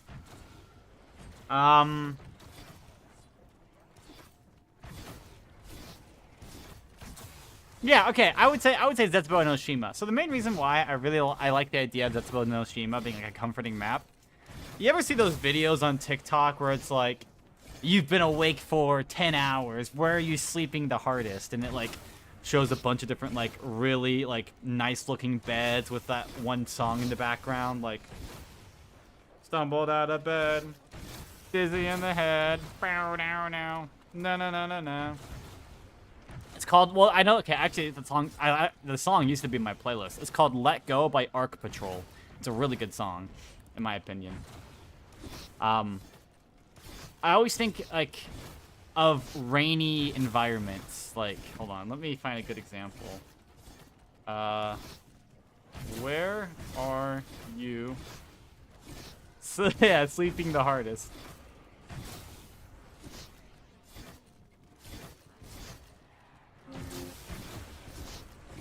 So, kind of like this right here. Let me, I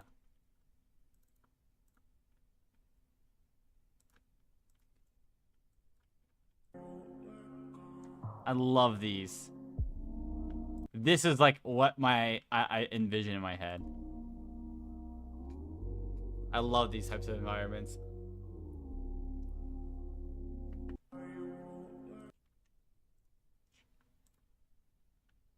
So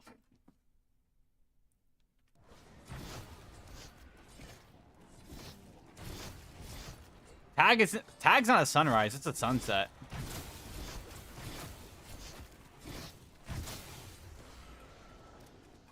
A little interesting.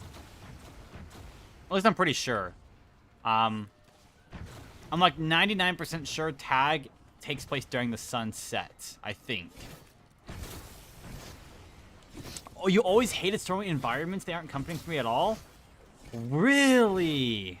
See, I am the exact opposite. I prefer dark, stormy, like that. I love the dark, stormy, stuff like that. I'm not a fan of, like, bright, clear, sunny days. Okay, sure, it's fine.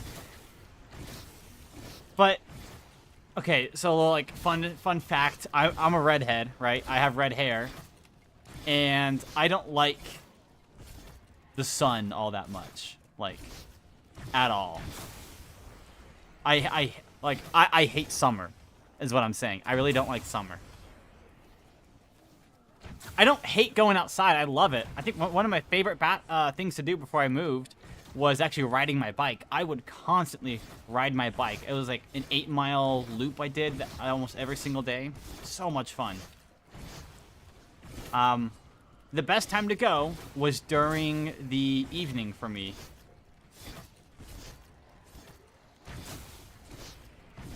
I remember, I think the best ever time I went to go ride my bike, it was like it was like 50 degrees out, maybe 60.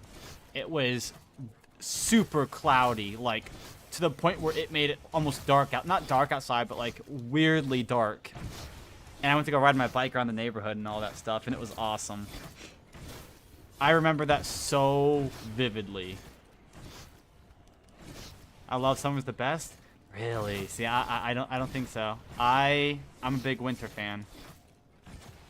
I like fall's good. Winter's good. Spring is okay. I don't like it. Allergies. Summer sucks. No, not a fan of summer at all. Summer's got heat. Kindness in that normal day in Britain. See, I wish I had that here. We haven't had cloud coverage here in where I live, Missouri, for so long. I mean, it snowed a couple days, like a week ago, maybe a week and a half ago, which is something, but it's not like the best environment, I think. Depressing and gloomy? I like it. I actually really like it, personally. I don't know. I'm a big fan of it.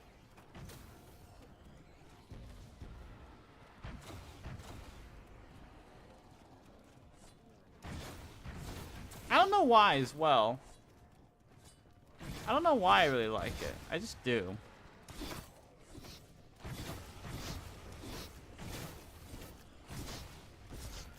Like, no, I would think, oh yeah, I should enjoy the sunny weather and all. No, I don't.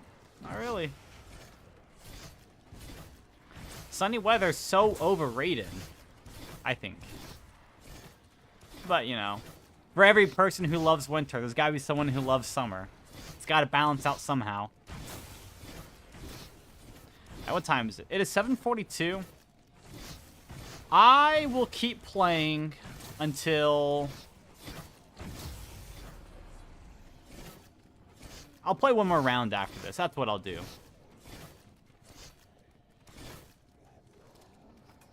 I do need to work on some schoolwork tonight.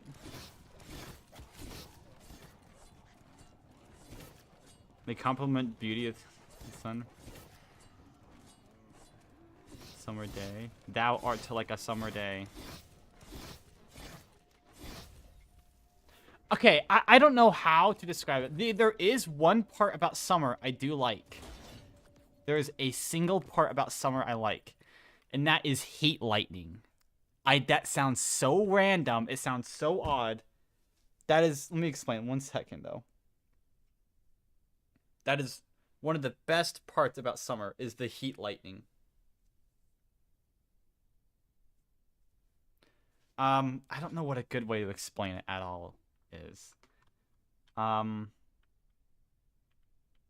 Personally, see real quick. I'm on round 50 now, so my next insta-kill round is on 52. 52 through 53. That's not bad. So I had, what, 48, 49, 51, 52. 50-50 chance that dogs would be good this round, this next upcoming one. So...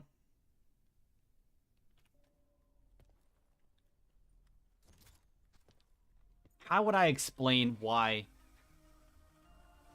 Oh my gosh, how on earth do I explain this?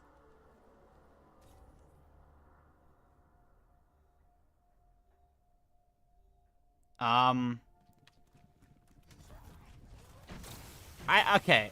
The best way I can go about it is like with the memory I had. So, way a while back, I remember being at my grandma's house. We went swimming at the pool in one of their like communities or something like that way later at night. And I remember seeing off in the way far distance, you know, lightning strikes. I'm like, whoa, what is that? And my grandma was like, oh, it's okay. You know, it's lightning caused by, it's heat lightning. Lightning caused by heat, you know, friction, whatever. So it doesn't actually, like, you know, hit the ground. It's just heat lightning. And it was humid out at the time. It was warm. It was basically night. And it looked so weird seeing that in the sky. I don't know why. It looked so strange. And now every single time I think about summer, that is what I think about. Is heat lightning. Which I absolutely love. I rarely ever see heat lightning anymore. It's a lot more common, I think, down south than it is where I am.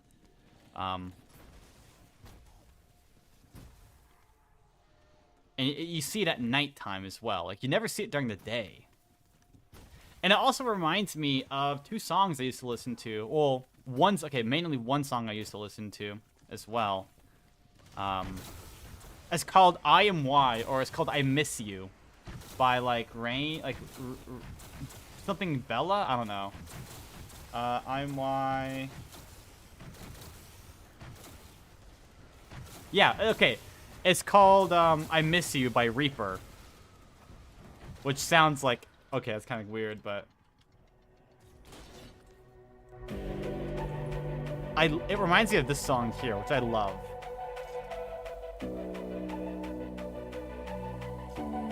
I don't know why. They talk about walking in the rain. They talk about loving just the same.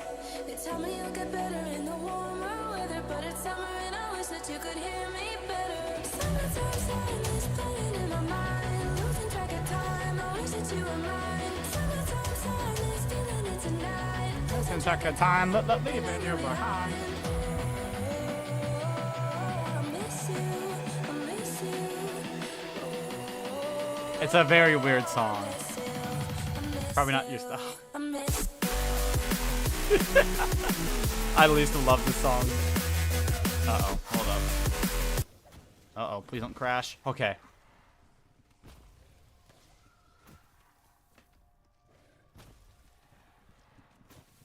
I was really hoping I wasn't going to crash there. I thought I hit the button to ABH, and I did not. Which is weird. Thought I did.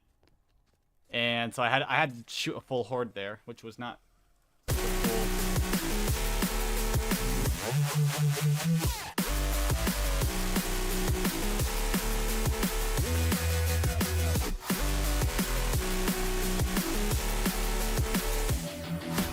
talk about walking in the rain. They talk about loving just the same. They tell me I'll get better in the warmer weather, but it's summer and I wish that People don't like what they don't get. Or people like what they don't get. I think you're right. I think that's the that's a really good way to put it. People like what they don't get. That's the best way to put it. People down south probably wish it snowed more or something like that. People up north probably wish they got more heat and all that. That's like a perfect way to put it, I would say. 100%. There's one other song it does also remind me of. It's called Thunder. By UA, which I absolutely love. Actually, I can just do this. I'm gonna lose a lot of efficiency with that, though. It sucks.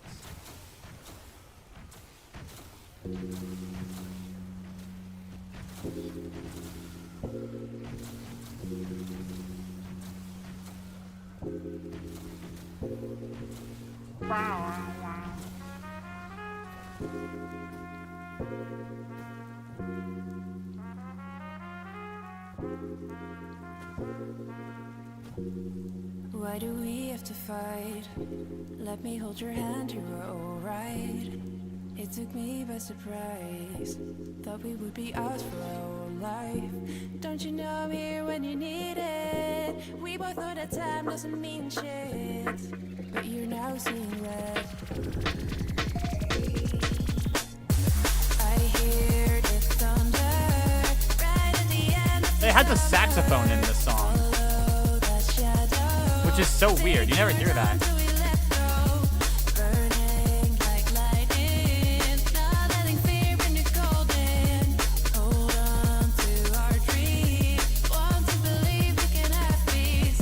I just can't get enough. Why don't we have what we lost?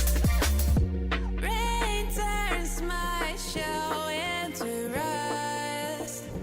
How do we build on this dust?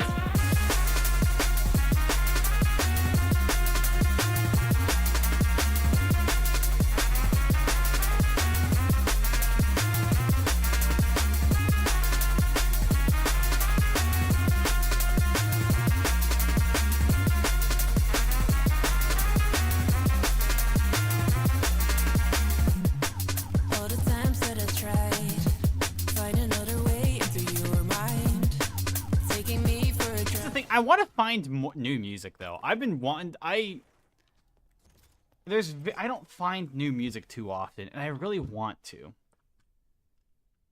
And it's so hard to find something that I really like. I know this song.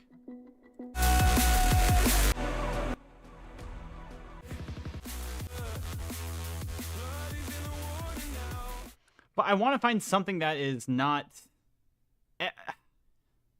So many of the songs sound so similar.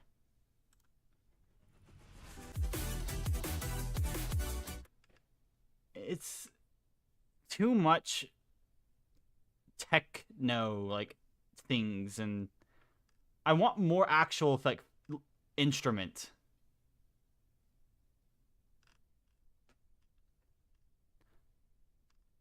Most of the songs, like, I listen to have some sort of, like, actual, like, main instrument in them that is used as their bass. So, like, a lot of them that I listen to, guitar, as a lot of them. Guitar. This one is just an outlier, but it has a Reese bass in it, so it's really cool. I've been taking The limit was never the goal, no.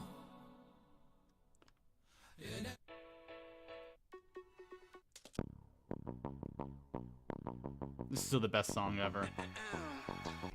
A person who's better I love than the me at ending. everything. Rather you'd know that other guy instead of me. Like the message. Funny how it took so long to realize. I thought I was alone and trying to live lies. Maybe everyone's a person being hit behind. Would we all be so alone if we empathized? Whoa, a depressing epiphany.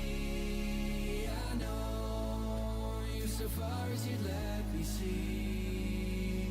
We're both different people way underneath. What happens when those people meet? I don't know. I'm feeling that choice in the way. Feeding that void every day. I'm screaming your voice in my brain. It's more than I can take and all. Feeling that choice in the way. A little blockade in my brain. Whatever comes next, I pray. It isn't more than I can take and No, I'm gonna use the DJ. I don't use the DJ ever. Oh, DJ, where are you? Hey, what's up? You're with your DJ X. Got All right, all thanks. the songs for you. Thank you, pal. I know what you listen to. I see Jamie Page there. So I'm going to be here every day. Jamie Playing those artists Page? you got in rotation, Oh. going back into your history for songs you used to love, and I'm always on the lookout for new stuff, too.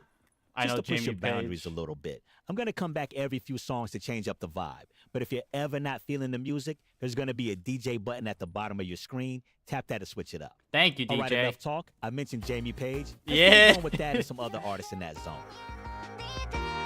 It's always a good song.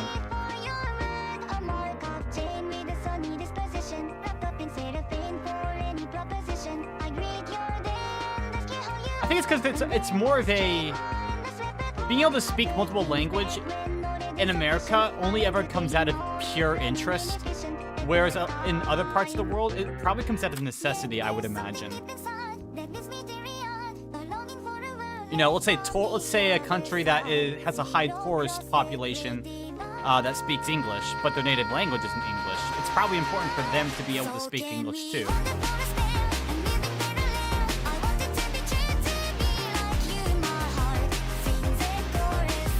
It's just a thought process.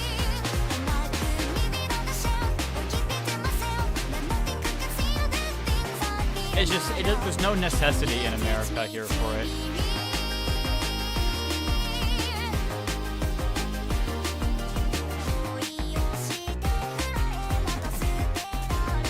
Although it definitely does help for certain things. Especially with, like, getting jobs.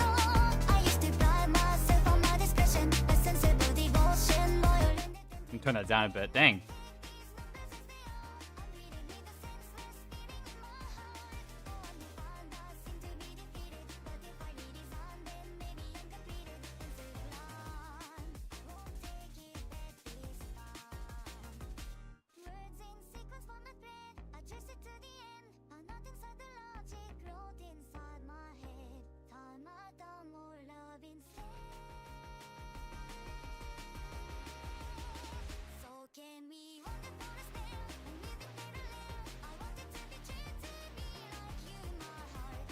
You don't need to know the language.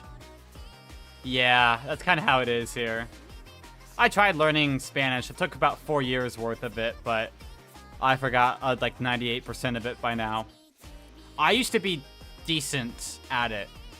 Not amazing, but like enough to have basic conversations and read at maybe like a 4th grader level. It took a semester of sign language as well, but that didn't hold on to last too long. I forgot most stuff from that anyways now. Sad.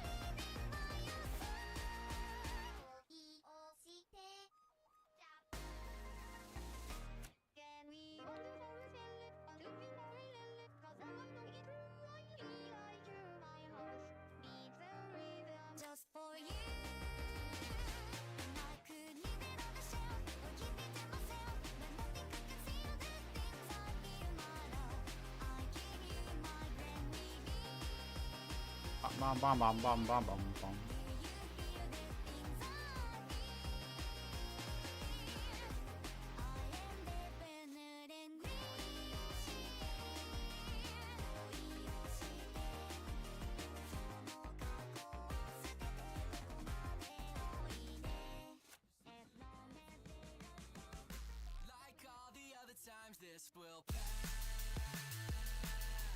Wow, they skipped straight to the good part. That's unusual.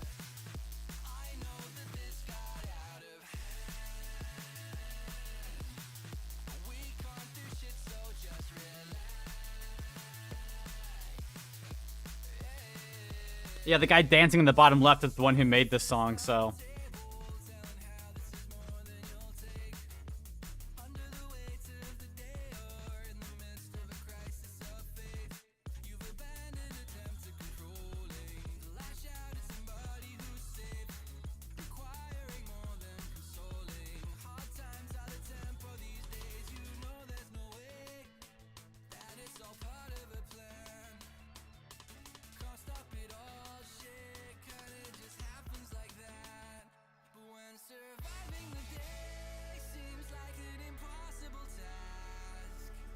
Popular? I don't know. He just was. Let me think here, actually. I would argue he is the most popular musician in history. I would actually say, in all likelihood, in the entirety of history, Michael Jackson is probably one of the most liked musicians of all time. Like, yeah, there's an argument for Taylor Swift, but here's the thing. Michael Jackson grew his following and fan base without the internet. He did it without, social media. Do you know how hard that has to be? Taylor Swift grew hers with social media. So, I mean, I think, I don't know. But he's got some, like, really like Thriller. What's that one other song called? The Kid Is Not My Son. He's got some good ones.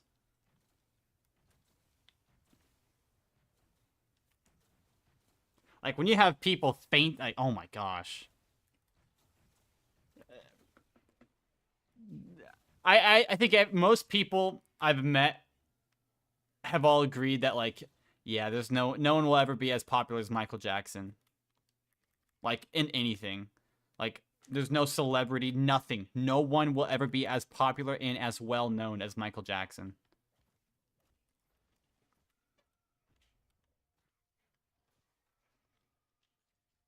People who fainted? Yeah. Yeah, they did.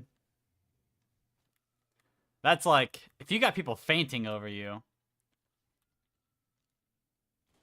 Also, though, like, okay, let's think about it from, like, a realistic perspective, though. They were probably screaming, and just got lightheaded. That's all it was. Oh my gosh, Michael Jackson! Fainted. Nothing crazy.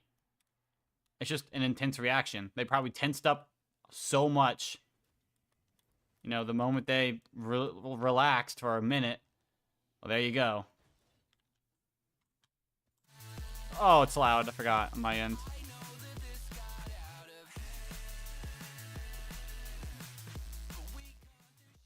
I can't hear my own thoughts with that. There we go. That's what I think. Let's see what the DJ's got extra for me.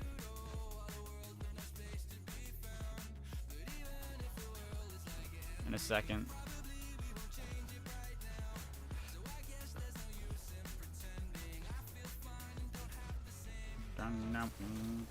I played a little bit of it, but not a lot. I mean, played 5, a little bit of Ascension.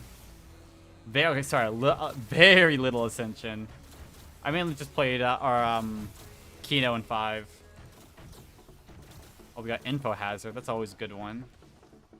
Some Nina Girachi. I don't know. All right, what do you got next for me, DJ? Wrestleback? A Wrestlebuck? Okay. Not amazing, but... Gonna keep it going now. You listened to this artist for 4 consecutive days last week. Oh my... UA? Yep. I like UA.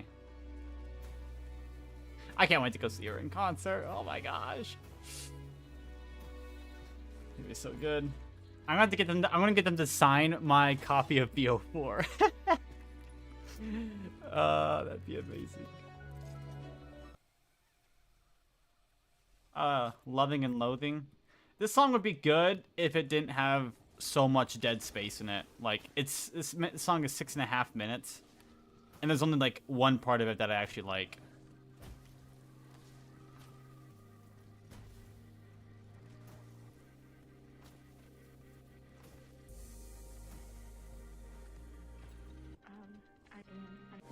It takes 2 minutes to get to the good part.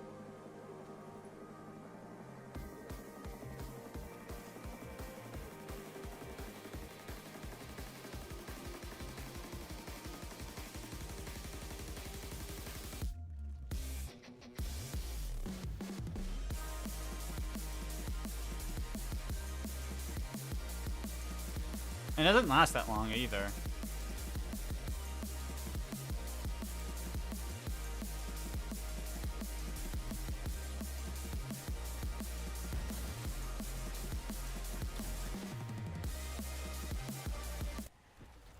Exile's a Habit. It's like, I think, his most popular song of the entire album.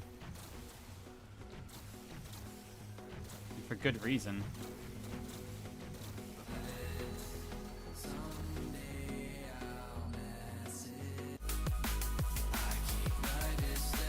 Dude, they cut it off early.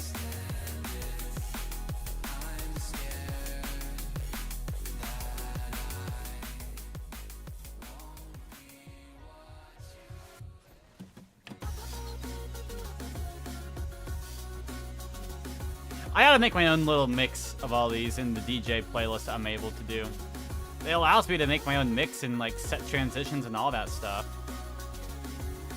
I should try that. Up next, the songs that took over your life in 2024. Yeah, 20 you're gonna recognize yourself in these. 2020 Up first. 2024. Oh yeah. I mean, I'm a fan of this song. I enjoyed some Rocket League.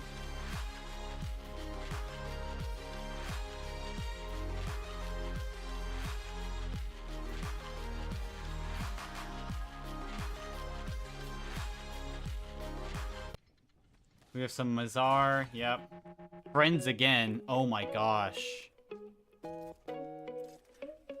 Yeah, I listened to the stew out of this song, but not for like not for the right reasons. I remember discovering this song on YouTube. I listened to it for about 6 hours straight that day while studying for my test that I got a 92 on, which was crazy.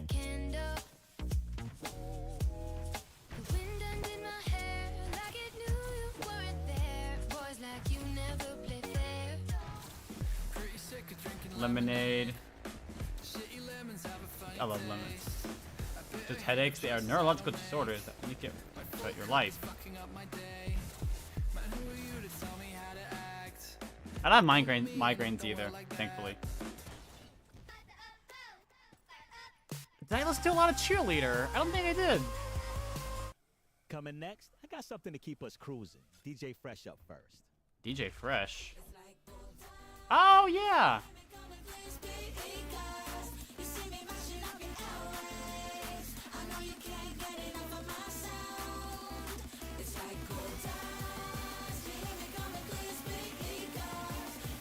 I want to hear some new songs, though.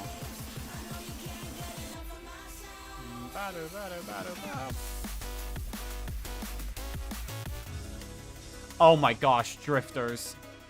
Sad that I can't use the song in a montage because someone already has, and it's like an unwritten rule that you don't use someone else's song that's already been used.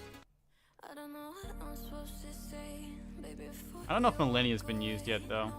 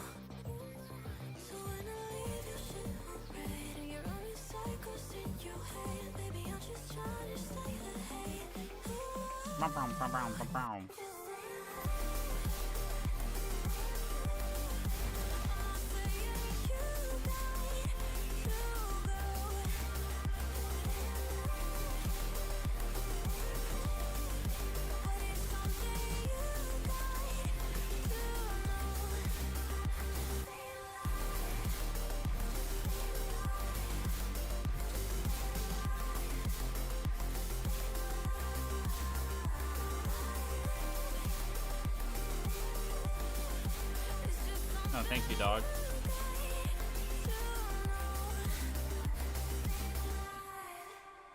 Now lately we popping at the age, and I kinda regret some things I said. I don't want you to leave, so stay instead. Oh, Wishes. This song's so depressing.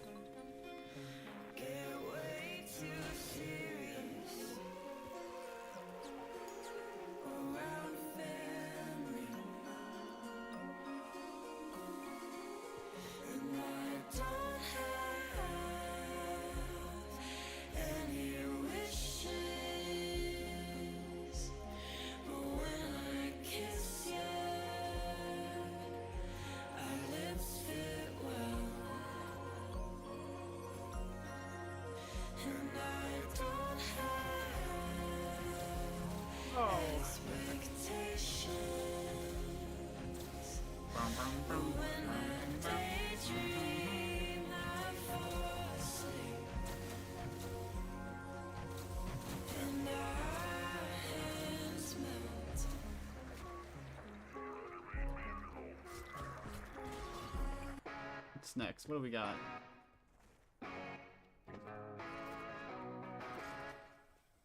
Next up, I got some songs with kind of a cool vibe. Starting with The Living Tombstone. The Living Tombstone. This is the remix? It's not. Okay. I used to love this song back when I used to do Roblox programming. Or was learning it.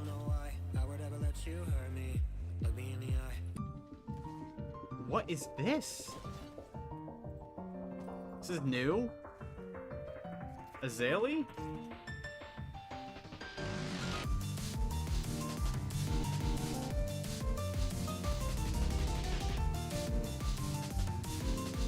I know a little bit on Roblox. I know how to do it a little bit. Basic stuff. Enough to make like mini games like Spleef, or not Spleef, but like to make mini games like from whatever the one game's called. I don't know what it's called, like FNAF style games. I'm not like crazy into it.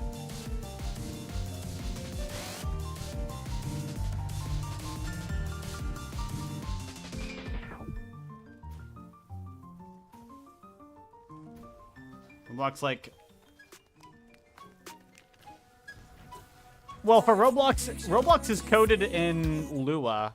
I believe it's very similar to Java. Very object-oriented. I don't know. I don't know a good way to explain. Like, best way I could actually explain it is literally just by showing it. Let me. Do I even have it downloaded still? Roblox Studio. Let's see here. I haven't updated this in actual eons. Oh, hold on. It's doing its thing. I'll let this install. I can, like, show you, actually, a few of the things I used to do on it. It took so long for me to actually figure out what the difference between, like, client-side and, like, client-side and server-side stuff is. And that client-side stuff only happens on the client side and not server-wide. So everything I did was always in local scripts that were held within the player itself. So, like, if the player did this thing, then this stuff would happen in the game. But, like, only the player would see it. So, like, if they were jumping on a block that a button made appear, they would see the, you know, everyone else in the server would see them standing on something completely random. But you would see a block there. Which could be actually the concept for kind of a neat game. Oh my gosh, I've been logged out. Oh, I don't know my email or password or anything. Well,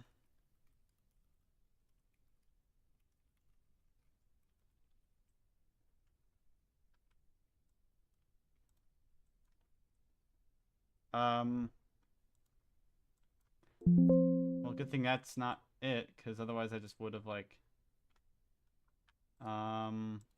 maybe it's that. No? That? There it is. Alright.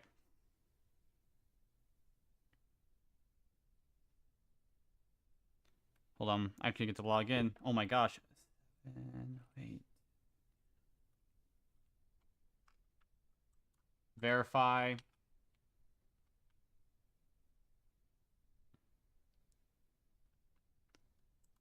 Oh my gosh, I'm in. Okay.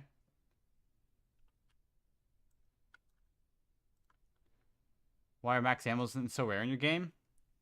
They're not rare. They're pretty, I mean, you only get 4 drops a round. And when the rounds are 45 minutes a piece, you only see a drop maybe once every 11 minutes on average. Here we go. So here's all the Roblox stuff I had. Let me go to my best one. Or honestly, I bet a lot of the stuff is probably not even working at this point. I remember what I tried doing a lot of horror game concepts. Let's see my experiences folder here. Neon Parkour is what I'm probably most proud of, but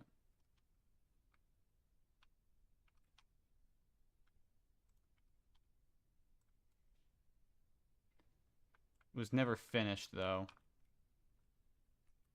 So if I dude, they changed everything. Oh, ew.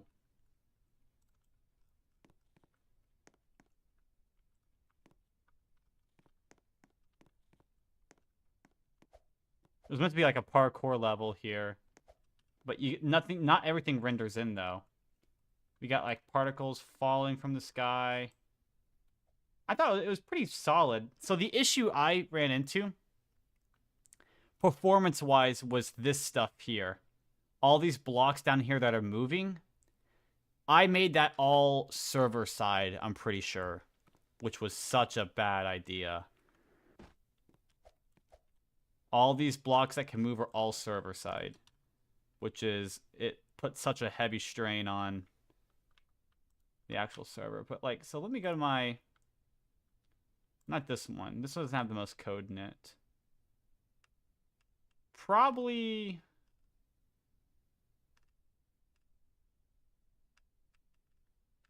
So wherever, where's, ah, oh, here it is. 1 Week at Wilda's, my magnum opus.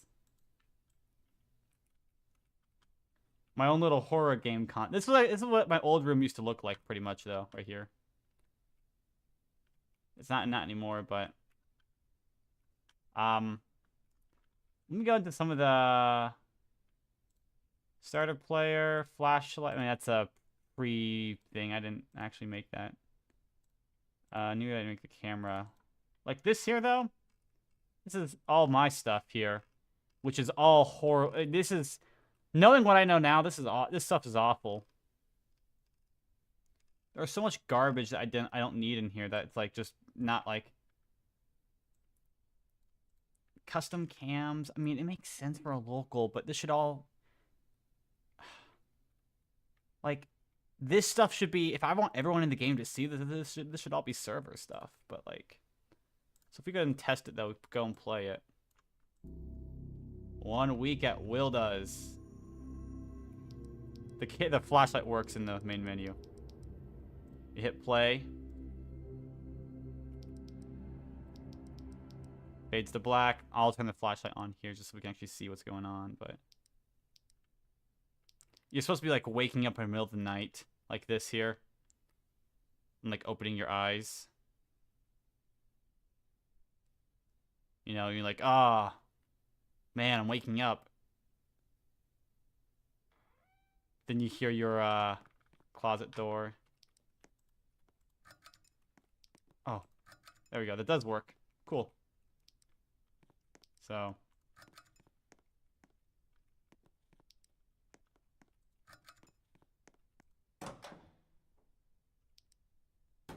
That took so long to figure out how to do. So. I used to dabble. I used to dabble in it a lot.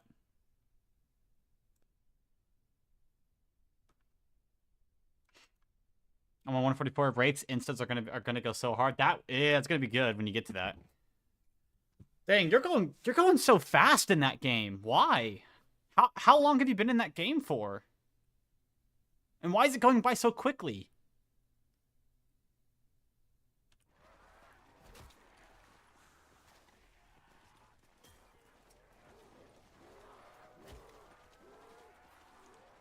You're just straight. Yeah, I mean, I know you're straight camping. Wait, is it only 7 SPH? Really? Okay. I guess that makes sense. Have you, so, Zombie, what's your plan if you hit, let's say you hit infinite instas, right? What's your plan?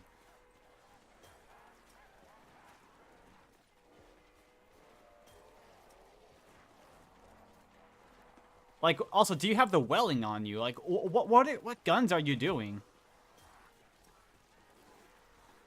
Like, I mean, yeah, I mean, obviously, you know, highest round possible, you know, that's high round shenanigan stuff, but, like, what are you gonna do, though? Like, I mean, I have Helion? Okay, alright, cool. So, are you just gonna camp there and shoot the Helion and just, like, just do that? And keep buying ammo? And then if you have to go get more ammo, you just go do an ammo run real quickly?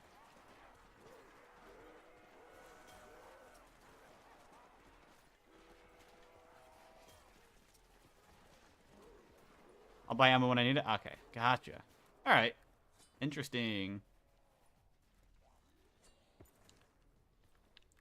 This is where we need to do the that one Easter egg. Helion have infinite damage? Helion does not. A lot of people don't actually know that, which is kind of odd. Now, Helion does not have infinite damage. It does have a lot of damage, though. On hardcore difficulty, you'll stop one... So if it's fully pack-a-punch and all that, you'll stop one-shotting zombies around the mid-40s. But on normal, as long as you have your gun pack-a-punch like at least once, you're gonna be able to infinitely kill on normal. Stingray stronger? Technically, yeah, but not really. Stingray's probably better for hardcore. Like, if you're doing some weird strategy that really requires you to need it, then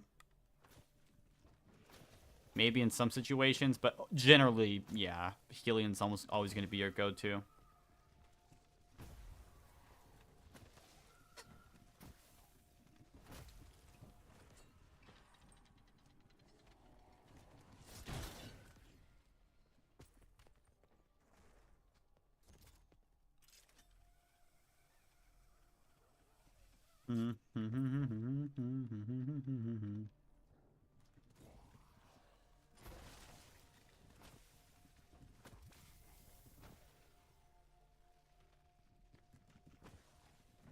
Death of Orion? I don't know. I actually don't know. I couldn't answer. It's not a bad weapon. That's the thing. Death of Orion, it's inconsistent. That's the issue. The gun's just kind of inconsistent. Let's say you got an insta-kill. It is so good when there's an insta-kill active. Yeah, it's useless in most situations, not because it's a bad weapon, but just because there's so many better weapons to use. Like, okay, if the Helion didn't exist, the Stingray would probably be the next best weapon to use. And also, let's just assume the shield doesn't count, okay? Because I know Jake's gonna bring that up here. We're gonna assume the shield does not exist either, okay? It's not a bad wonder weapon by any means. It's better than 3 of the 4 ray guns, I would say. But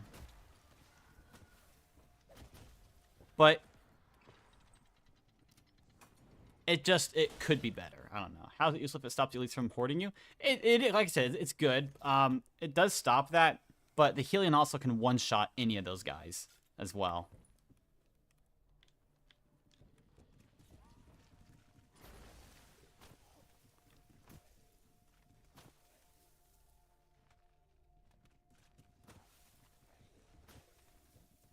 Alistar's Annihilator, it's very good, but people act like it's the best weapon. Okay, I actually think it is, and it's mainly just because of Okay, it is the best weapon for hardcore.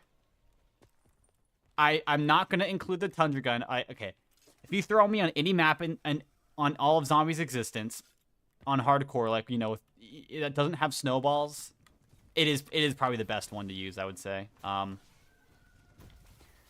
Okay, I don't know. So, okay, here's the thing. Karen has better chance of saving you? I think so. Okay, I think Orinos has the best chance of saving you, actually. Orinos is, like, in theory, the best weapon. Same with, like, Charon. Tundra Gun as well. Thunder Gun's also really good. Alistar's Annihilator, very good for camping, because, you know, you got a lot of ammo. The effects last a while. Unless you get pulled the red effect, you will likely die if you really need it. I actually think the red effect also, like, completely stops zombies in their path. I think, actually, the shrinking one's the best. That's actually my favorite. I really like the shrinking effect. I think the shrinking effect is the best effect on it. Like, obviously the red one is, because it's the safest, but I don't know. The shrinking ones feels like it is the fastest. Last the shortest, yeah. I've always liked the shrinking one the most. I think that's always been the best, but if I have a Wraithfire on hand, I'll actually use, let's say I get a tornado effect, but I have a Wraithfire, I'll actually use the tornado. I'll just throw a Wraithfire into the air as well at the zombies and just let that do its thing. And that usually kills them decently quick and pretty safe.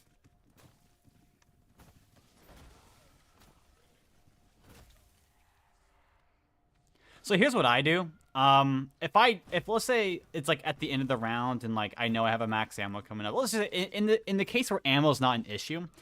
Let's say I shoot a red effect next time I shoot, I guaranteed can't get myself a red effect. It's a 1 in 3 chance that I'll get the green effect, the bad one, right? So what I'll do is I'll just double shoot sometimes. It uses up twice as much ammo, but it also resets your odds back to 1 in 4. It's like shooting 2 shots really quickly. So if you hold a charge shot, like, I don't know. Let's say I'm holding a charge shot and I throw and then shoot again really quickly. It's like charge it. Back to back, it will kind of like reset. It'll use all. It's not worth. There's sometimes I'll do that. I know it's like not worth it probably in the long run. I do that though sometimes.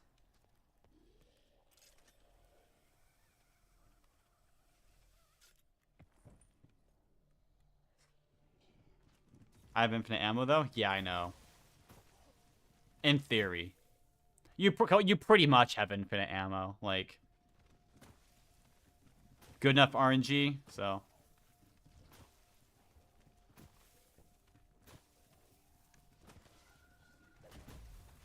yeah, special weapons are insta-kill weapons, which is good, because it lets you. I mean, it's good because you can, kill forever. However, though, once you start getting the insta-kill rounds, because they're insta-kill weapons, then they start screwing you over, which is unfortunate. Okay, well, I can't do anything about that.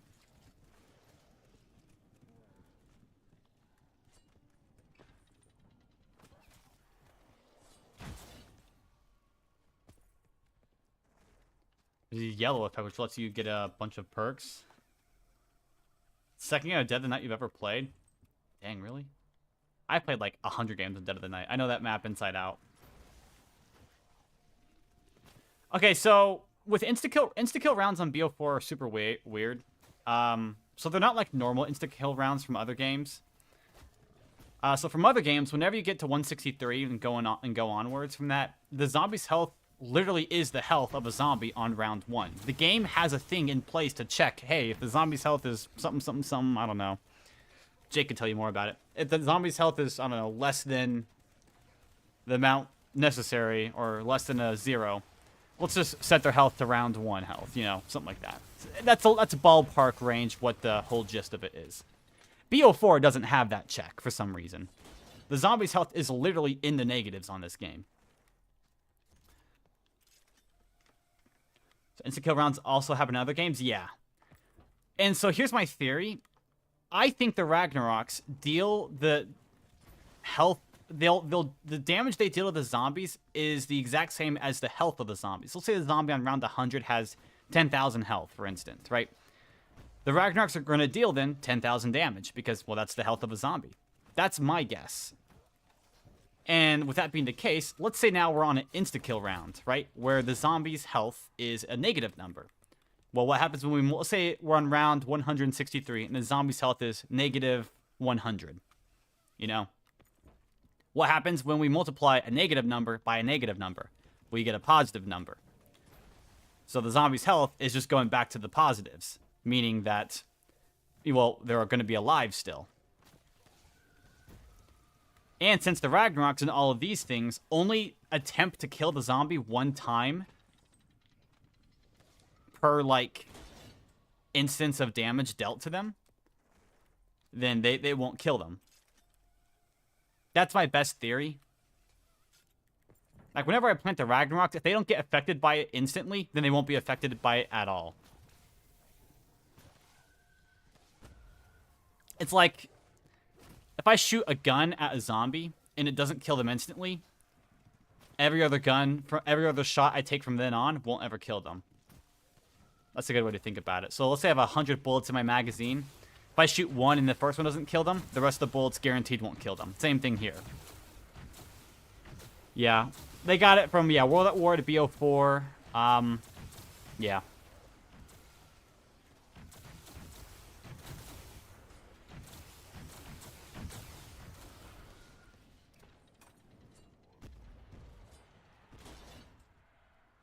I think what I wonder though is I wonder why the health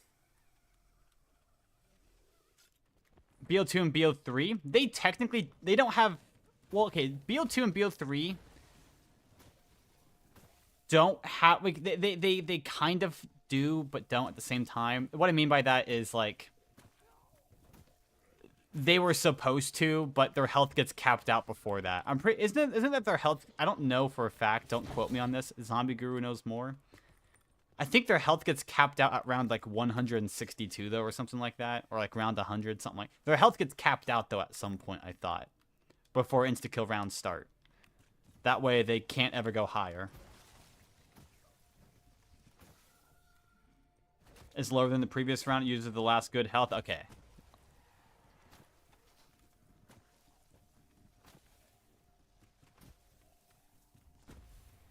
Interesting. So I don't know why BO4 is kind of weird like that with its health. So it pretty much gets capped out at round 162, more or less. So you're just never going to kill the zombie. You'll never be able to deal enough damage. Same with BO4. I have no idea. They kind of did. So like on normal, the health gets capped out at round 35, which is like 11,800 health or something like that. I don't know though. For hardcore, I wonder if they just didn't think about it, and I wonder if the other difficulties were just an afterthought.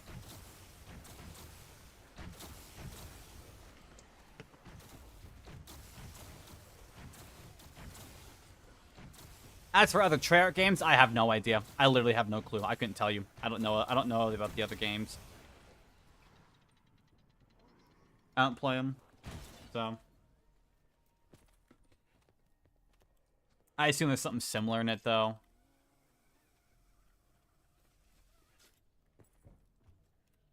There's probably something similar to like hey, if the health is too high, then no, it's not.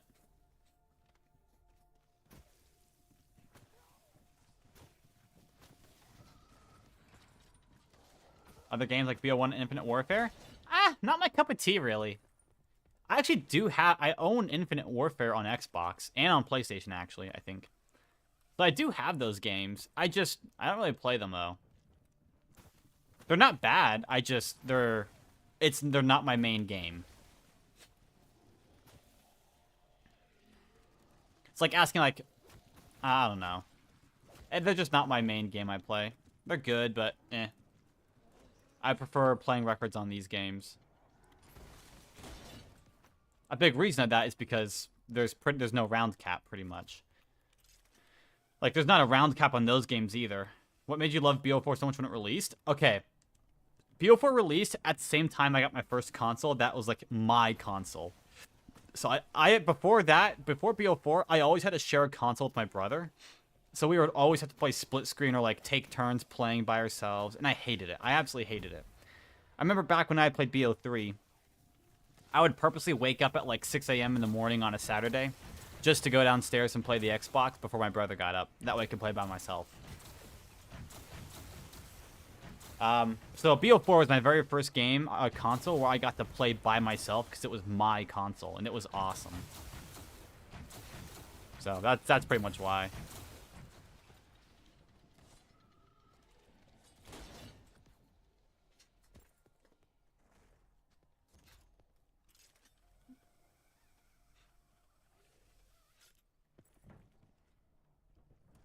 I'm going to be done after this round here. I'm kind of done. Plus, I need to study for chemistry. I need to at least put in, like, an hour of studying a day. GTA 6 when it comes out? Honestly, no. GTA 6 doesn't really interest me. GTA in general never interested me. I never played GTA 5.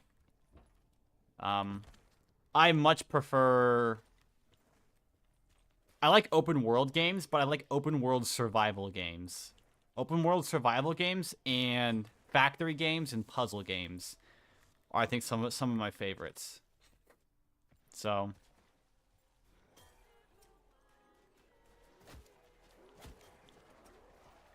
Dude, my Bandolier Bandit luck has been insane.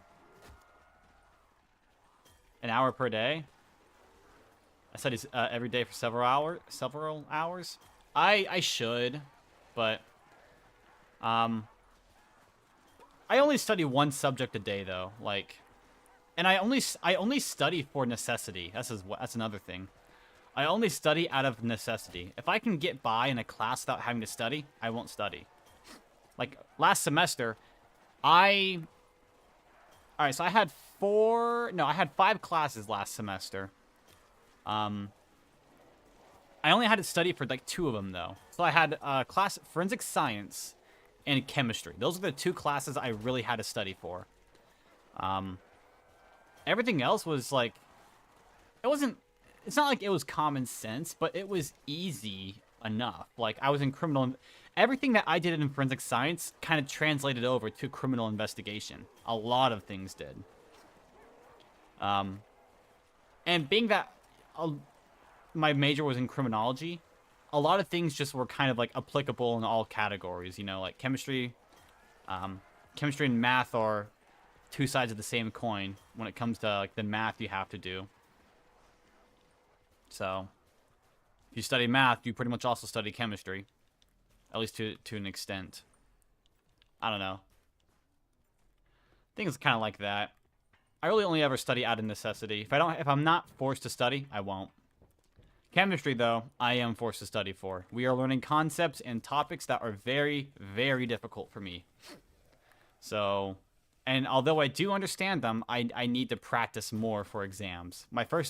I had my genetics test last Monday, or earlier this week on Monday.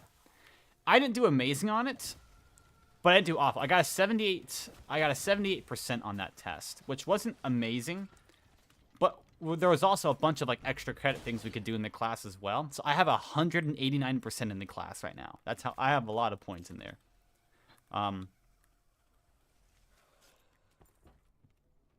I took my biology test as well earlier on Wednesday, so yesterday actually. No, 2 days ago. And I got a 92% on that. So biology is obviously clicking a lot more with me. My first chemistry test is next Wednesday, which is a lot. It only covers 2 chapters, but it's a lot. It's a lot of stuff. We're learning about rate laws in there. So rate laws, integrated rate laws, half-life equations, I'm needing to learn what the Arrhenius equation is and some other stuff, which I'm going to be doing tonight because I have homework on it. So the Arrhenius equation, as well as some stuff in chapter 16. I got to learn the entirety of chapter 16. I haven't been doing any of my work, but I learn it, and then I should be good. My teachers are also very good, very helpful. Studying, is it really this easy? I wouldn't say it's really... Okay, thanks, zombies. Yeah, it's an okay spot. I wouldn't say it's really that easy, but... It's not hard, I would say.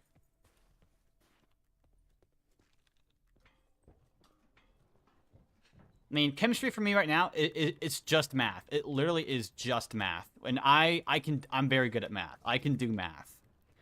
I'm having no issues as well in I'm in pre-calculus too. I'm having no issues in that at all either. I can do math.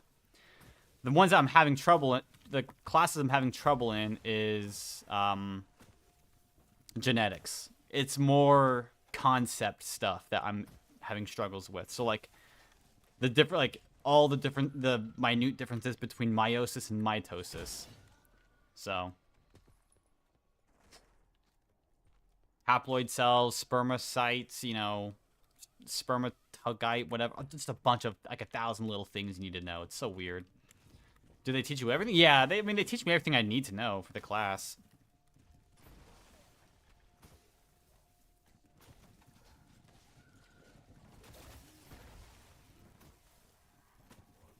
Man, why are the zombies coming out in such weird patterns?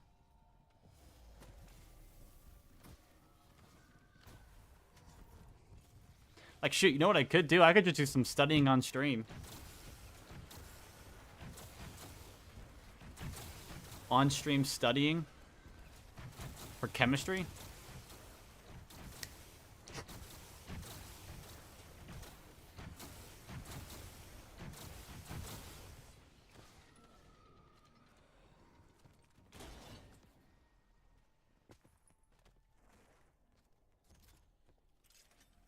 That's what I like about my teachers is they're very they tell you what you need to know.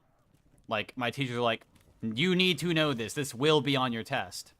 My chemistry teacher is the absolute. He's the best. I love him. We'll learn something and he goes, man, so pretty easy, right? He goes, and we're all like, yeah, not really. He goes, it's okay. Did I tell you I love sharing? I love sharing.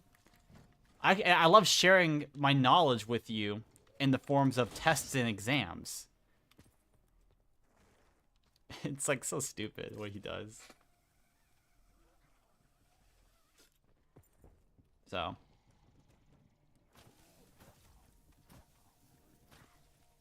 I've only been to a single lecture as well in chemistry. I have only been to one class. I have literally I don't need to go. He posts everything I need to know. He posts online. All the lectures, he records them. I know I have all the like access to everything I'll ever need to know for that class online. It's amazing. Like, hold on. I'm done with this by the way, so. But like, why is that so much lighter?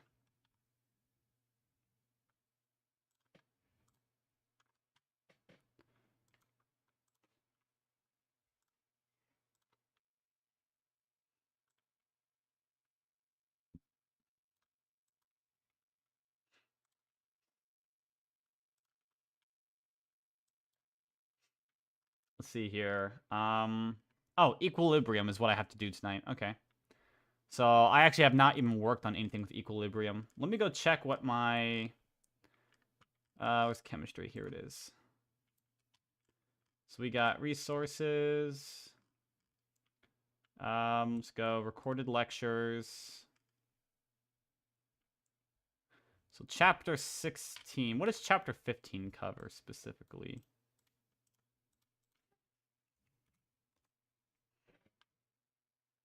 What part of chapter 15 have I not fully done? Constant. This is doubled. So don't panic when you see it versus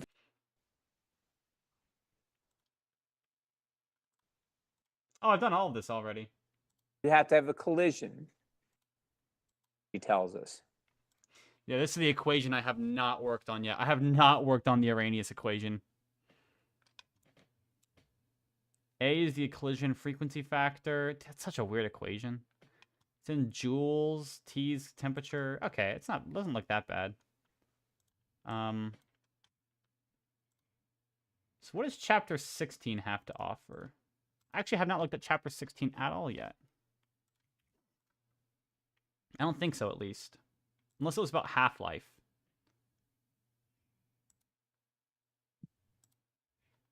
Reaction C equilibrium. So is this chapter 16? Yeah, okay. Equilibrium introduction, relationship between K and chemical equations. I hope to find. So I'll have to work on this stuff here. Again, it's just like take numbers and you plug them in and then you're good to go.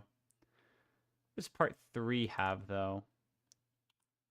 Actually, I want to see if I've covered everything in here.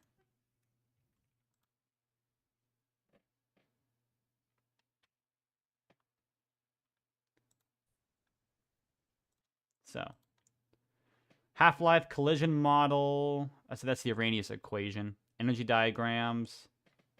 Types of catalyst reaction mechanisms. Okay, so I'm pretty much done for the most part with chapter 15. So I got to learn pretty much one chapter now. One and maybe a chapter and a few concepts and I'm done. So No, but he gives us so many resources. He takes all his lectures, he posts them online, he gives us practice tests, test keys after the test. We know what we got wrong, videos, just everything in the world. He's amazing. Except for this very oddly ChatGPT generated, like, announcement. I don't know. All right, I'm done. I'll see y'all later.